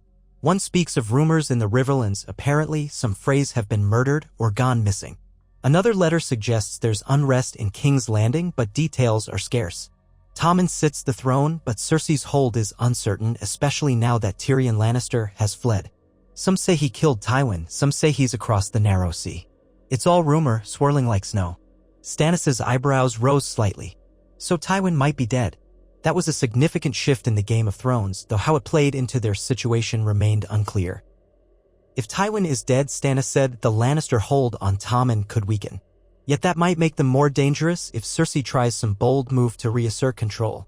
The Boy King can sign all the decrees he wants, but if the Crown's advisors are in disarray, we could exploit it. Davos nodded. Aye. And we have the North behind us, or a portion of it at least. The question is, do we strike south once winter breaks? Or do we fortify here and dare the Lannisters to come to us? Stannis rubbed his chin. I once marched on King's Landing with a sizable fleet and was repelled at Blackwater Bay. That was before the Tyrell alliance sealed Joffrey's rule. Now the Tyrells might still be allied with the Lannisters, or they might be resentful. We can't know. But with the Tyrells controlling the Reach, King's Landing might still field considerable armies. We can't simply storm the city from the north. That would require forging alliances with the River Lords or perhaps the Vale. As soon as he mentioned the Vale, Davos's face lit with an idea. The Vale, perhaps Peter Baelish remains influential there, or perhaps the Lords Declarant have wrested power from him. If Sansa Stark once had a claim to the Eyrie through her mother's lineage, that might change the dynamic. The Lords of the Vale have thousands of fresh soldiers who've mostly stayed out of the war. Stannis considered that. Yes, but Baelish is cunning. If he still holds any influence, he'll try to manipulate the situation for his own gain. We'd need more precise knowledge of the Vale's current stance. For now, though, we must focus on stabilizing the north. We can't wage a southern campaign if we're half-frozen and starving. Davos gave a thin smile. As you say, Your Grace. Stannis felt a flicker of warmth for his old friend so steadfast in adversity. Keep collecting what information you can, he said. And see if there's a way for us to open contact with the Tullus or what remains of them in the Riverlands. The phrase hold the twins, but not all the river lords can be cowed forever. Understood, Davos said. What of the wildlings up at the wall? Or the Night's Watch? You once had an interest in aiding them, or so I heard. Is that still on your mind? Stannis paused, remembering how Melisandre had preached that the real war lay in the north against the others. He had once felt that was more a matter of her prophecy than a real threat. But rumors had spread of the dead walking, of whites and white walkers beyond the wall. If any of that was true, the realm might face a far greater enemy than the Lannisters. I don't know, Davos, he said quietly. I turned from the Red Woman and her flames. I did not know if she spoke true or if it was her way of binding me to her cause. But perhaps the Night's Watch could become allies, or at least they might not hinder us. For the moment, though, I have no strength to spare for the wall. Let's settle Winterfell first. Davos's nod was respectful. Yes, Your Grace. They parted ways soon after, leaving Stannis with the cold hush of his own thoughts. He limped back toward the great hall, occasionally bracing himself on the walls carved with ancient scenes of dire wolves and weirwood trees. A flicker of memory haunted him, Renly smiling that roguish grin, saying how Stannis was too rigid to bend even an inch. And Melisandre whispering of the Great Other and the Warrior of Light shaping shadows in the flame. He exhaled, letting the memory dissipate. Those days were gone. He had chosen a new path, one that might lead to triumph or to ruin, but at least it was his own. At the threshold to the Great Hall, he paused. Inside, Sansa was speaking to a cluster of men from House Glover, calmly asserting that the Glovers' lands would be protected from retribution now that they'd come back under the Stark fold. The Glover spokesman, a thick-necked man named Robert, seemed relieved but also wary. He bowed politely when Sansa finished, then departed. Sansa caught sight of Stannis and approached. They worry they'll be the first target if the Freys invade the Neck, she said softly. So many in the north fear the next betrayal. The Red Wedding broke something in them. Every day is a test of loyalty now. Stannis nodded. That's war. Fear can only be quelled by strength and justice. Show them you're firm and fair, they'll follow. What do you require of me? She studied him for a moment. Perhaps you can speak to them as well. Show them that you recognize House Glover's devotion in returning to the Stark cause. If you, a Baratheon, treat them with respect, it might ease their worries about a southern-born leader in the north. He almost bristled but recognized the wisdom. Very well, he said. I'll have words with them soon. Let them see that I do not plan to impose any foreign gods or foreign queens upon them. The north is yours, Lady Stark. I am but a partner to free it from the Lannisters. She inclined her head gratefully. Thank you. They fell into step beside each other, crossing the wide space of the hall. A few men watched them go, curious at the interplay between the austere Baratheon lord and the young Stark lady. Some whispered that perhaps Sansa would wed Stannis to cement this alliance. Others dismissed the notion, the gap in age, the difference in temperament, the scandal around his prior ties to Melisandre. But still the rumors circulated. Sansa guided him to a smaller solar beyond the main hall, where a modest fire crackled in an iron brazier. A pair of tapestries depicting the old Stark kings decorated the walls, though they were moth-eaten at the edges. She gestured for him to sit on a cushioned bench, and she took a seat across from him. The quiet here, away from the bustle of soldiers, allowed for more private talk. I would ask your counsel, she said. The northern lords want swift retribution against the Freys. They demand that we march south to the Twins and tear it down stone by stone, avenging the Red Wedding. But that would be a long and perilous campaign, one that might leave Winterfell vulnerable. Your thoughts? Stannis's brow furrowed as he considered. The Freys deserve punishment, but is it wise to pour our strength into an attack that requires crossing half-frozen rivers and enduring the storms of the Neck? Winter alone could swallow half our men before we even reach the Twins, and I suspect the Freys will not stand alone. They might have Lannister or Crown support, especially if Tommen's advisors decide to quell rebellion in the north. An open assault might find us sandwiched between the twins and a Lannister relief force from the south. Sansa nodded gravely. That's what I fear. The north is still rebuilding from the Bolton's abuses. Winterfell itself needs repairs. If we empty the castle to wage war on the twins, we risk letting a new foe, maybe a resurrected Bolton faction or an army from the south, slip in behind us. Yes, Stannis said. Better to hold our ground, gather strength, and let the Freys choke on their own tyranny. If they try to starve us out by blocking trade, we can find other routes, or rely on White Harbor's fleet if the Manderleys keep the harbor open. Sansa sighed, but her resolve remained. Then we'll adopt that policy. We wait. We repair what we can. We consolidate alliances, but we do not rush south. He gave a short nod. That is my recommendation. A knock at the solar door drew their attention. A guard announced the arrival of a man named Harold Harding, apparently from the Vale. Sansa stiffened. Harry, the heir to the Vale, she murmured, glancing at Stannis. He must have arrived quietly. Let him in. Harold Harding stepped inside, a tall young man with sandy hair and a somewhat arrogant tilt to his chin. He wore a fine cloak emblazoned with the falcon sigil of House Arryn. Behind him followed a retainer carrying a small chest. Harry quickly bowed to Sansa, then to Stannis. My lady, my lord, I bring greetings from the Vale and from Peter Baelish. Sansa's entire posture went rigid. Little finger, she said, voice chilly. Stannis picked up on the underlying tension. Sansa had once been in Baelish's dubious custody after her flight from King's Landing. No doubt she viewed him with deep suspicion. Harry Harding cleared his throat nervously. He is still the Lord Protector of the Vale, and I remain sworn to House Arryn. However, many lords in the Vale are uncertain of his leadership. I come bearing a message and also a proposal of sorts. Lord Baelish has learned that Winterfell is now under your control, my lady, and he sends his congratulations. His smile was thin, as though he were delivering a rehearsed line. Sansa stared at him coolly. Spare me the pleasantries. What does Peter want? Harry hesitated, then motioned for his retainer to open the chest. Within were letters sealed with the Baelish Mockingbird sigil. He proposes a formal alliance between the Vale and the North. He suggests, my lady, that should you wed someone of suitable rank and influence, the Vale's full military might join you in any conflict you choose, whether it be against the Lannisters or the Freys. Stannis's eyes flicked to Sansa, reading the anger stirring in her. Baelish was meddling again. No doubt he hoped to secure influence over Winterfell through marriage, perhaps even by offering Harry Harding's own hand. Sansa's voice was tight. I see. And whom does Peter Baelish propose as my husband this time? Her bitterness was barely veiled.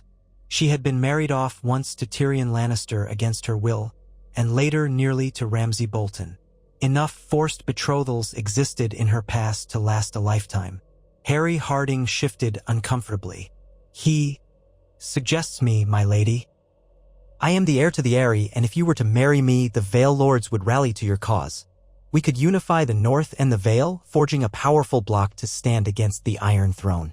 A charged silence followed. Sansa's face betrayed little, but her eyes glinted with anger. Stannis, for his part, remained still, though he felt an echo of disgust at Baelish's bold manipulations. The man never ceased to treat people like pawns on a board. And if I refuse? Sansa asked softly, the question more rhetorical than anything. Would the Vale remain neutral? Or would Peter Baelish turn against us? Harry Harding's throat bobbed as he swallowed. He hasn't said as much, but Lord Baelish is always seeking advantage. Many in the Vale do want to help you, my lady. They remember your mother, and they despise the Lannisters. But Baelish controls the flow of money and alliances. If he chooses to keep the Vale out of the war, that might hamper your ability to hold off any southern invasion. Stannis gave a derisive snort. We can hold Winterfell without Peter Baelish. The notion that we are helpless without his meddling is insulting. Harry Harding paled. I meant no insult, my lord. I only speak the truth. The Vale can field thousands of fresh knights who have scarcely fought since the war began. That might prove decisive if the Lannisters march north. Sansa drew a measured breath. I thank you for bringing these letters, Harry. However, I'm sure you understand that the memories of my captivity, of how Baelish bargained and schemed, do not endear him to me. I have only just reclaimed my home. I have no desire to wed again for the sake of convenience. Let it be known that if the Vale truly wishes to ally with House Stark, you may do so without conditions. The North is not for sale. A flicker of sympathy showed in Harry's eyes. My lady, I do not blame you for refusing. But Baelish will not take it as a simple refusal. I ask you to reconsider. If not for yourself, then for the men who might be spared if we unify quickly. Stannis' voice cut in cold. Lady Stark has spoken. Convey that to your master. If he is truly a friend, let him offer his men freely. If not, we'll know exactly what he is. Harry looked defeated. He bowed, turned to pick up the chest of letters, and took his leave, escorted by the guards. Sansa watched him go, shoulders tense, lips pressed tight. Only when he disappeared down the corridor did she let out a slow breath. He is a messenger caught between the Vale Lords and Peter's cunning. I almost pity him. Stannis grunted. Baelish is a viper. If you were to marry that boy, Baelish might hold you both in his palm. It's wise that you refuse. We'll find another way if we need the Vale at all. Sansa nodded. We must. I refuse to be treated like a broodmare again. Her voice trembled on the last word, revealing the lingering trauma of prior marriages. Gathering herself, she met Stannis' gaze. Still, we may need an accord with the Vale eventually. If the Lannisters march north and the Tyrells join them, we'll be sorely outnumbered even with every northern house at our side. Stannis studied her face. She was resolute yet realistic, fully aware of the precariousness. We'll cross that bridge when the time comes, he said. For now, focus on the winter and the north. Survive that and we'll see how the game shifts in the spring. The next weeks crawled by in a series of small triumphs and grueling challenges, underscoring that though they had reclaimed Winterfell, the real war was survival. Snow fell thick, sometimes nearly waist-high. Patrols sent beyond the castle reported sightings of wolves and other predators prowling closer to inhabited areas, drawn by the scent of carrion from the battlefield. An outbreak of sickness claimed several men in the cramped quarters, leading the maester to scramble for remedies from the meager stocks of medicinal herbs. Sansa spent hours each day in the Great Hall, ensuring that small folk who ventured to Winterfell with their concerns were heard. Many sought shelter within the walls, women and children displaced by the Boltons' raids. She tried to feed them, at least with warm stew, while rationing carefully. Gradually, Winterfell began to fill with refugees, forging a sense of community that had been absent under the Boltons' terror. Stannis, for his part, kept a stern watch over the forging of weapons in the old armory, the drilling of new recruits who stepped forward to defend their home. Each morning, despite the throbbing in his leg, he would inspect the walls, check guard rotations, and personally oversee the fortress's perimeter. His presence, though not beloved, had become familiar. He was the watchful sentinel, the uncompromising commander who had twice defeated the Boltons in open battle. Men from houses who once sneered at outsiders found themselves grudgingly respecting him. He might not charm with laughter like King Robert, but in a siege or an endless winter, men valued discipline over idle pleasantries. The tensions between houses, Karstarks who had turned cloak, Umbers who had lost kin to the Red Wedding, Manderlys still seething over the frays, flared now and again. But each time, Sansa or Stannis intervened, reminding them that they were all in this together or they would die divided. One late afternoon, Sansa came upon Stannis in the library, where he was flipping through a volume of Northern histories. A brazier glowed feebly in the corner, the light dancing across ancient texts. "Finding anything of interest?" she asked softly. He glanced up, setting aside the tome with a grunt. The accounts of old Stark kings, tales of Brandon the Builder and the raising of the wall, prophecies of a long night from thousands of years ago. Mostly legends, but they read as warnings. The winters then were said to last a generation. If half of it is true, we should be preparing far more vigorously for the worst. Her face grew solemn. I know. The stories of the others have always loomed in northern folklore, but after so many centuries, people doubt. Yet the watchmen at Castle Black send reports of whites and white walkers. Some say it's nonsense. Others believe it wholeheartedly. Stannis studied her. So the Night's Watch has indeed tried to warn the lords. I heard rumors, but not many details. Without Melisandre's ravings, I've only got second-hand accounts. Yes, she said, dropping her gaze. They send crows periodically, but the Boltons likely intercepted many. I only recently received an older message from Castle Black carried by a messenger who braved the wilds. They claim that there are undead creatures beyond the wall. And the free folk, the wildlings, have mostly crossed over in search of refuge. Some say they're led by Tormund Giant's Bane, others by a man named Mance Rayder's remains, or that Mance is dead. It's all confused. Stannis exhaled slowly. This could be the real war. The Lannisters, the phrase, none of it will matter if an army of the dead marches south. Her eyes flicked up, anxious yet determined. I'm afraid so. But what can we do? Our hold on Winterfell is tenuous. We have no resources to send a large host north to aid the Watch. We barely have enough food to keep ourselves alive. Stannis drummed his fingers on the table. Perhaps come spring, if the threat is proven real, we could muster a force. I'd always assumed the rumors of White Walkers were nonsense, or at least exaggerated. But the North stories speak of them as a terror that once almost ended humanity. If it is truly happening, we can't ignore it. Sansa nodded, looking haunted by the possibility. We must survive the immediate threats first, but yes, we'll watch for word from the wall.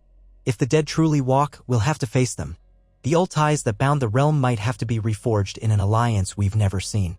He recognized the gravity in her tone. She was thinking beyond the immediate battles, thinking of a united front that might even include the Lannisters if the threat was dire enough. Ironically, that might be the only way. A messenger burst in then, breath steaming, looking panicked. My lady, my lord, there's a rider at the gates. He claims to bear news from Riverrun. He says the Tullus have retaken the castle from the Freys. That jolted them both out of their dark thoughts. Sansa stood swiftly. Retaken Riverrun? My mother was a Tully. If the Tullus are rising once more, that could mean an alliance in the Riverlands. Stannis' eyes narrowed with cautious optimism. Yes, that might shift the balance. Let's see what this messenger has to say. They hurried to the courtyard, where the rider waited near a brazier, trying to warm his hands. He introduced himself as Tom Leicester, a sworn man of House Tully, thin and hollow-cheeked from a long journey through the snow. He bowed hastily.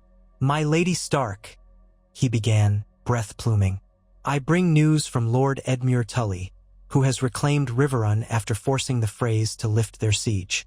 It is said that the Blackfish, Brynden Tully, aided him from within. The Freys bungled their hold, and now the Tully banner flies once more over Riverrun. The Freys retreated in disgrace. Sansa's heart soared. She had always cared for her mother's side of the family, even if they had been overshadowed by tragedy. This is welcome news indeed. Have they consolidated their hold on the Riverlands? Tom nodded, excitement shining. They've retaken some nearby villages, but it's precarious. The Riverlords are wary, living in fear of another Lannister or Frey reprisal.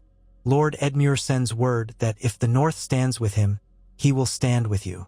House Tully remains loyal to the Stark name. His own sister was your mother, after all. He begs that you consider sending at least symbolic support, so the other Riverlords see that a true alliance is formed. Stannis listened carefully. Symbolic support might suffice to tip the scales. The Freys are disliked by many in the Riverlands. If they see the North rally to the Tullus, lords like the Mallisters, the Blackwoods, the Brackens, some will choose to side with Edmure. Sansa's expression brightened with hope but quickly darkened with worry. But do we have men to spare? Our own hold is far from secure. If we march a sizable host south, we leave Winterfell exposed. Yet if we send too small a token, the Tullus might think we have no real strength to lend. Stannis glanced at her. In times like these, a small show of force might suffice. A few hundred men, a representative contingent. Enough to show the flag of Stark and Baratheon side by side. And we could coordinate with White Harbor to see if ships might ferry them to the mouth of the Trident, bypassing the Twins. That would avoid crossing the Freys' territory overland. She blinked, her eyes lighting with recognition. Yes, that might work. If the Manderleys can provide ships, we'd slip around the Twins entirely. The Freys might not expect that. Still, we must tread cautiously. That route can be dangerous in winter storms. Stannis gestured, calling over one of the Manderly captains who was in the courtyard. The captain, an older man with thick jowls, listened intently, nodding at the idea. We can sail if the harbor remains clear of ice. We'll have to watch for storms. But it's possible. The journey might take longer in these conditions. Sansa mulled it over. We can select men who volunteer. Perhaps some Karstarks, some Umbers, Manderlys, a few Baratheon knights. That should be enough to show House Tully that we stand with them. We cannot send thousands, but we might not need that many if the local riverlords rise in support. Stannis placed a hand on the cane that steadied him. Then it's settled. Let's gather volunteers and prepare them. We'll need to send a commander we trust. I'd go myself, but... He gestured to his bandaged thigh, which was healing but still unreliable. And if the Lannisters do come, I must remain here to command the defense of Winterfell. Davos might be an option, but he's still half-named. One of my other knights, or perhaps Ser Marlon Manderly, or even your best northern commander. Sansa considered. Ser Marlon might suffice, but I think we should also send someone from the north who can speak with authority. Robec Glover, maybe? Or Lord Wyman's younger son, if he's recovered enough. The more recognized the envoy, the better. Let them see that the north is serious. Very well, Stannis agreed. We'll iron out the details. The sooner we move, the better. The Tullus won't hold out forever if the Freys regroup. And so the plan took shape. Within days, a small but well-armed contingent of around 500 men was assembled under the leadership of Robec Glover and Ser Marlon Manderly. A handful of Stannis' knights chose to join them, determined to uphold the Baratheon banner and show the realm that Stannis was not some isolated warlord in the north, but an ally who sought to bring justice to the entire kingdom. They stocked up on supplies, traveling rations, and furs. Sansa wrote a formal letter to Lord Edmure Tully pledging the support of Winterfell and House Stark. Stannis added his own seal to underscore the combined authority of their alliance. The day of departure arrived, bleak and overcast, the wind howling across the battlements. Sansa stood at the gates as the men filed out. Some bore the direwolf banner, others the crowned stag on a field of gold. A few carried the triple-tailed Manderly merman. Together, they formed a patchwork testament to this unlikely union. Stannis watched from a vantage on the walls, leaning on his cane, refusing to let the ache in his leg keep him from bearing witness. Cheers arose from the small folk who'd gathered, though the sound was muted by the wind and the thick scarves wrapped about their faces. Sansa held her cloak around her, auburn hair whipping across her cheeks. She exchanged farewells with Ser Marlon, who promised to represent her will faithfully. Robec Glover gave her a solemn vow. For your father, for your brother, he said, mounting his horse. We'll see justice done. Sansa inclined her head, her eyes shining. Thank you. Ride safe, all of you. May the old gods guide your path. One by one, they trailed away into the swirling white, heading east toward White Harbor. Their journey by sea would be perilous, but if they succeeded, they'd bring precious hope to the Riverlands. As the column vanished, Sansa lingered at the gate, snow piling on her cloak. Stannis made his way down from the walls, flanked by Davos, who limped on his own wounded shoulder. They joined her in the courtyard, where the hush of winter weighed on every stone. I hope they arrive safely, Sansa murmured. The storms grow worse by the day. Davos nodded. Manderly sailors are hardy. If anyone can navigate these waters, it's them. Stannis grimaced. I only wish I could do more. But this is the best we can offer without leaving Winterfell vulnerable. He paused, glancing up at the sky, heavy with gray clouds. In the days to come, we'll likely hear more from the south. The Lannisters won't stay idle. And if they catch wind that we're forging an alliance with the Tullus, they might strike quickly. Sansa's breath puffed out in the cold. Let them come. Winterfell has stood for thousands of years. With the north behind us, we can hold. Stannis regarded her, noticing how in the swirling snow she seemed every bit the Stark, as unyielding as the land beneath her feet. Yes, he said. We can. In the weeks following the departure of the Riverlands contingent, Winterfell settled into a tense rhythm of daily life. Repairs to the fortress walls advanced slowly, hindered by snowdrifts. Hunters ventured into the Wolfswood, sometimes returning with a few deer or a lone elk, occasionally with nothing at all. Dangers lurked everywhere, starving wolves, hidden pockets of Bolton sympathizers, and the relentless cold. Once, a band of outlaws appeared near the eastern road, stealing from small folk who came to trade with Winterfell. Stannis led a small troop to confront them, sword at his side, leg throbbing but functional. The outlaws scattered at the first sight of armed men, and the few who were caught were dragged back to face northern justice. Sansa, upon hearing their plight, some were destitute survivors of Bolton raids, opted for mercy, ordering them to labor on the castle repairs rather than face execution. Stannis raised an eyebrow but did not contradict her. Mercy had not been Robert's style, nor Renly's. But perhaps it was a quality of Ned Stark passed on to his daughter. Bit by bit, the small folk grew more confident, trickling to Winterfell in search of shelter or trade. The great hall bustled, though the mood remained subdued. Each night, a hush fell early, men retiring to bed to conserve energy for the next day's labors. Sansa found herself sleeping in her old bedchamber, though it felt strange and foreign after so many years away. Sometimes she'd stand at the window seat, watching the snow swirl around the courtyard below, remembering better days, her siblings playing with wooden swords, the echoes of Arya's laughter, Bran's climbing escapades, Rickon toddling after the dire wolves. She'd feel a pang of grief so sharp it nearly stole her breath. But always she reminded herself of her purpose, to preserve the North and avenge her family by building a realm that would never again kneel to the ones who had butchered them. One night, while the castle slept, a faint commotion stirred near the Maester's tower. Sansa, roused from a restless slumber, threw a cloak over her nightgown and followed the flicker of torches. She found Stannis there, cane in hand, conversing in hushed tones with Davos and the Maester. On seeing her, they paused. "What is it?" she asked. The Maester bowed. "My lady, a raven arrived bearing news from the Shadow Tower on the wall. It's grim tidings, I'm afraid. Wildlings are fleeing south in unprecedented numbers. They speak of an army of the dead led by creatures of ice. The Night's Watch is undermanned. They beg for any support we can provide." A chill ran down Sansa's spine, unrelated to the cold night air. She looked at Stannis, who wore a rigid expression. "So it might be true," he said quietly. "What Melisandre foretold. The war for the dawn. Or something akin to it." Davos's voice was subdued. "If half of what we've heard is true, this could be a threat beyond the petty squabbles of kings. But we have no men to spare. The Watch asks for reinforcements, food, warm clothing, anything." Sansa's jaw clenched. "We can barely feed our own. But we cannot ignore this. The entire North could be consumed if the stories of White Walkers are real. Could we muster a few dozen men, at least, or gather some extra first to send?" Stannis exchanged a glance with Davos. "We might, though it weakens us further against a southern threat. But if we deny them and the wall falls," the Maester grimaced. "Yes. I fear no one else will listen. The Lannisters do not care, and the Tyrells are far away. King's Landing sees only the battles among living men." Sansa swallowed.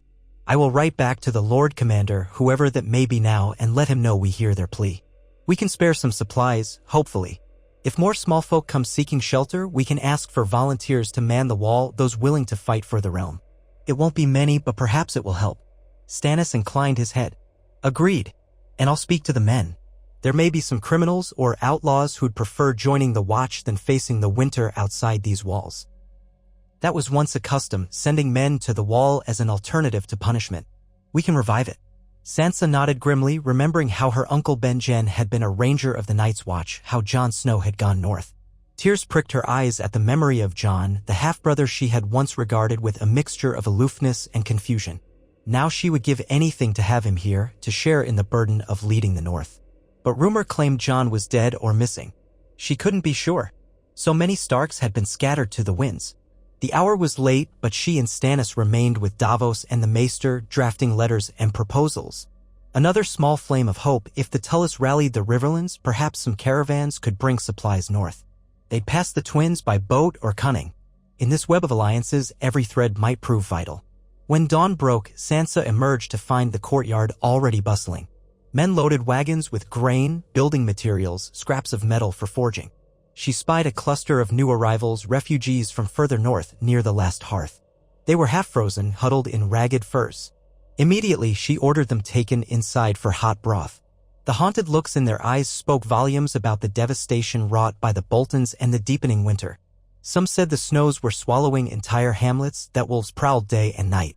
Sansa did her best to offer comfort, though she could not promise miracles. Each day bled into the next. Letters trickled in from the men who had gone to the Riverlands, recounting their slow voyage along the eastern coast. They had encountered storms but managed to land near Seaguard, then marched inland. Some river lords showed cautious support, uncertain if the new Tully uprising could endure. The phrase had holed up in the twins, but tension in the region was high.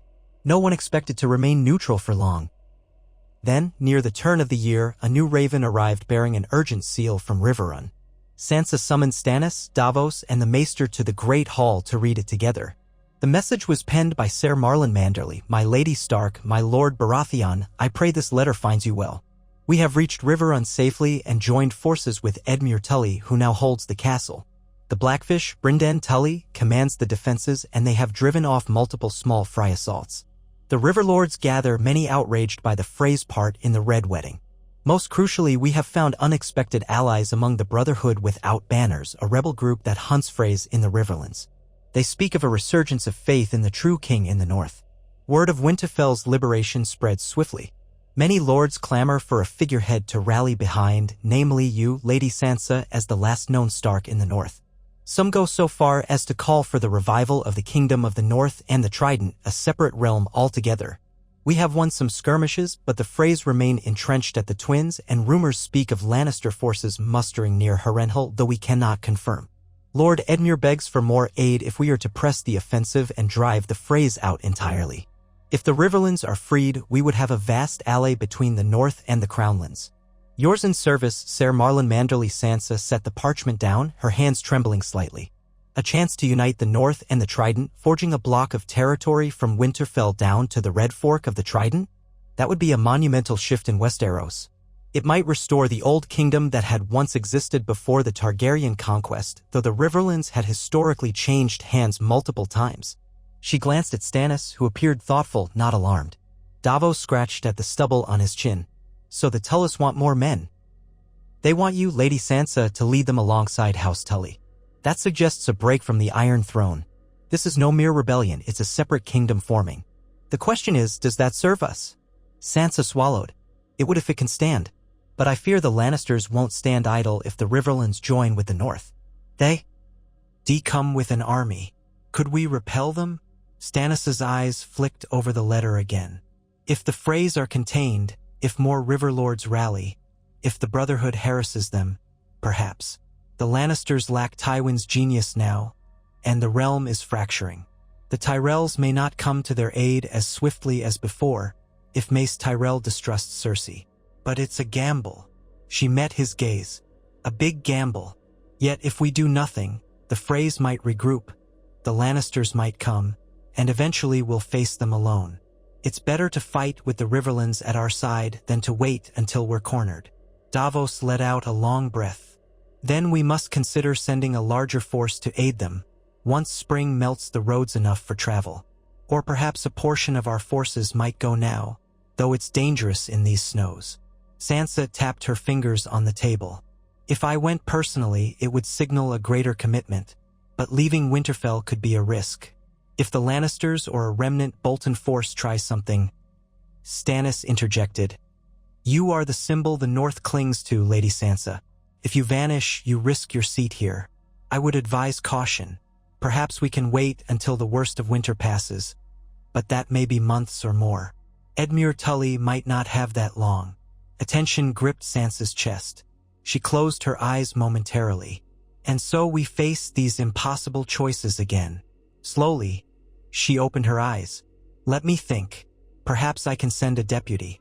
Someone who carries my voice, a member of House Stark or an appointed regent in my name. But we have no other living Starks, aside from the ones rumored dead or missing. Arya, Bran, Rickon. The realm believes them lost. Jon is a Targaryen rumored." She stopped herself, remembering the confusion around Jon's parentage. If the rumors were even to be believed, she had no proof. "We have no one but me." Stannis's voice softened a fraction. "We will find a way. A formal letter proclaiming your support might suffice for now. If the Tullys can hold Riverrun until spring, we may then send a proper host.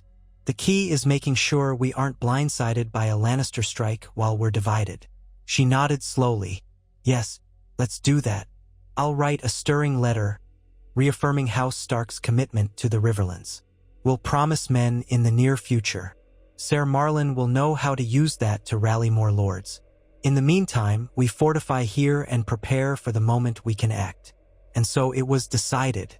Another flurry of ravens departed from Winterfell, each bearing the seal of the direwolf. each proclaiming that the new Warden of Winterfell stood with the Tullis in their struggle against the Freys. Sansa penned carefully chosen words, evoking the memory of her mother, Catelyn Tully, and the deep bonds between the North and the Riverlands. She also included an impassioned plea for unity, reminding them of the murders carried out under the Lannisters. If they wanted a realm free of that tyranny, they would have to stand together. As the bitterest stretch of winter set in, the snows reached new heights, making even short rides outside Winterfell a harrowing endeavor. Men used snowshoes or improvised sleds for travel. To combat the gloom, the Great Hall was lit each night with as many torches as they could spare, and storytellers recounted old northern legends of the Long Night, how the people had survived by banding together in the crypts beneath the castle. During one such evening, as the hall buzzed quietly with conversation, Sansa circulated among the tables, inquiring after morale. She found Stannis seated at a side table near Davos and Lord Wyman Manderley, who had finally managed to travel from White Harbor. They were discussing the sorry state of trade, the blockade near the Bight by certain pirate vessels, and the possibility of building more warships in the spring. Lord Wyman, rotund and wheezing but still sharp-witted, welcomed Sansa with a bob of his head. "My lady, we were just saying how building war galleys at White Harbor might be easier if we had more coin. With the Lannisters controlling the royal mint, we must rely on what gold we can scrape up from taxes or old caches." Sansa pulled a bench closer, sitting among them. "We'll have to be creative. Taxes are difficult to levy with so many small folk impoverished by the war. I wonder if we can trade furs or lumber to Essos. The free cities might pay well, though that would require safe passage by sea." Stannis tapped his fingers on the table. "A risk with pirates and storms, but perhaps a necessity. If the war with the Lannisters resumes, we'll need coin for mercenaries, supplies, everything. A few war galleys patrolling the shivering sea might deter raids." Davos nodded. "We could also consider alliances with Bravos. They sometimes lend coin, though their terms can be steep. If we prove we can unify the North and the Riverlands under House Stark, Bravos might see it as a stable investment." Lord Wyman's face lit with a smile. "Bravos, yes. They love gold, but they also love seeing the Lannisters squirm. The Iron Bank famously quarrels with the Crown about debts. If we promise them repayment with interest once we've secured the realm, they might lend to us." Sansa listened, the weight of leadership pressing on her. The complexities of finance and trade were never part of the songs she grew up on: knights, chivalry, romances. Now she realized how much her father and mother had quietly handled behind the scenes. "I'll write to the Iron Bank and Bravos," she said, "though it may be weeks or months before we receive a reply. Meanwhile, let's gather what resources we can from within the North. We might be able to encourage the glassblowers in White Harbor, the trappers near the Wolfswood, the miners in the hills. Small surpluses that could be sold or traded, if we can just get them to port." Lord Wyman dabbed sweat from his brow, though the hall was hardly warm. "An excellent idea, my lady. I'll see what can be done. Though I must warn you, men are reluctant to leave their holdfasts in this weather." Their discussion carried on until the logs in the hearth burned low. Eventually, Sansa excused herself, drifting toward her bedchamber. The castle was dim, torches guttering in the corridors. She paused at a window slit, peering out at the swirling snow under the moonlight. Winterfell was home again, but nothing was simple. She had an alliance with Stannis Baratheon, war with the Lannisters loomed, and a possible apocalypse beyond the wall. Through it all, she held onto the belief that House Stark endured, that the North would never yield again. In the early hours before dawn, the Maester roused her with urgent news. A raven had arrived from Castle Black, addressed specifically to her. She hurried to the Ravenry, heart pounding with dread. Davos was already there, blinking away sleep, and Stannis appeared moments later, leaning on his cane. The Maester handed the scroll to Sansa. She broke the seal with trembling fingers, scanning the contents by flickering torchlight. Her breath caught. The words claimed that Jon Snow lived at the Wall. He had become Lord Commander, but was betrayed and nearly killed by his own men, or so the letter said. Then it mentioned wild rumors that Jon was gathering free folk, forging a new coalition to guard against the others. Sansa's heart lurched at the mention of Jon. The last she'd known, he was a brother of the Night's Watch, a half-brother in name only. She'd never expected to see him again, never expected him to survive so many battles in the far north. But the letter ended abruptly, warning that the dead were on the move, that Hardhome had fallen, that the wall might be next. In short, they needed every ally, every warrior who could fight. Jon Snow sent no formal request for her to come, only a plea for any northern house to rally. She inhaled shakily, meeting Stannis' gaze. "He's alive," she whispered. "Jon Snow. He needs help. And this time, it's not just the Night's Watch. It's the realm that needs help. If the dead truly mass beyond the wall..." She trailed off, thinking of all the petty battles that would mean nothing if an army of whites came pouring south. Stannis studied her expression. Then perhaps the moment has come to consider a larger plan. If the Tullus unify the Riverlands, if we unify the North under your name, we might muster a grand force. But the wall is far, and the roads are nearly impassable in winter. We can't just march a large army north on a whim. Davos's voice was quiet. What if we gather as many as we can in winter, then move once the snows lessen? Or if the threat is dire enough, we push through.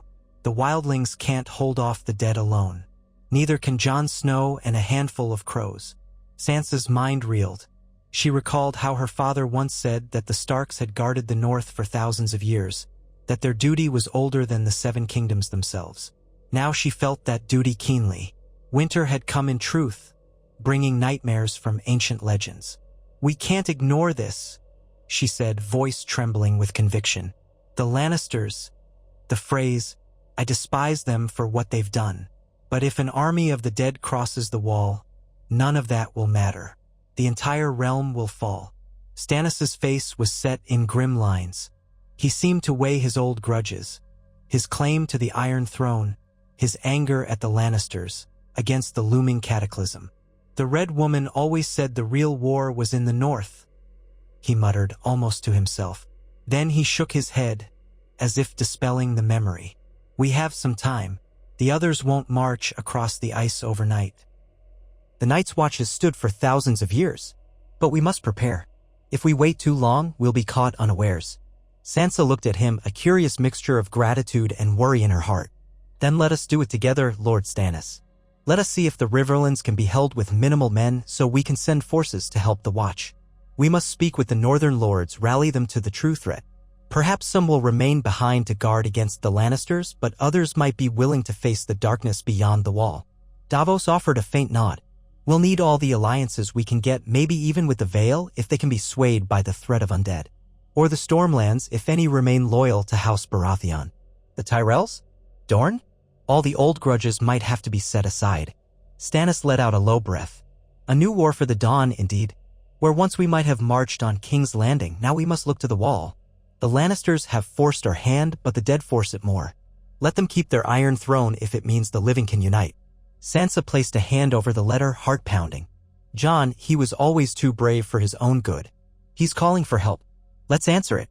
If House Stark was meant to guard the North, then we'll do so now, in the hour of greatest peril." And so, in the bitter depths of winter, with the threat of Lannister reprisal looming in the south, the newly reclaimed North looked to its own history and to the wall that had once protected them all from an ancient nightmare. Stannis Baratheon and Sansa Stark shared a tense resolve. Their alliance, forged in blood and necessity, would soon be tested on a scale that dwarfed any mortal throne. The war against the Lannisters remained urgent, but the war against the dead transcended every squabble. In the echoing corridors of Winterfell that night, as torchlight flickered on old stone, it seemed as if the very castle rumbled with ancestral memory. The direwolf and the stag had joined forces to tear down the flayed man, to challenge the lion. Now a far older enemy stirred in the darkness beyond the wall, and only unity could stand against it. For the first time in a long while, Sansa felt a flicker of the same solemn hope she'd once had in childhood. The hope that, if they stood together, the pack could endure any storm. She prayed to the old gods that she was right. The wind howled across the battlements, as though voicing a warning older than any kingdom. And in that lonely cry, the vow was sealed. House Stark and House Baratheon, bound not by prophecy, but by choice, would fight for the living against the true enemy, come what may.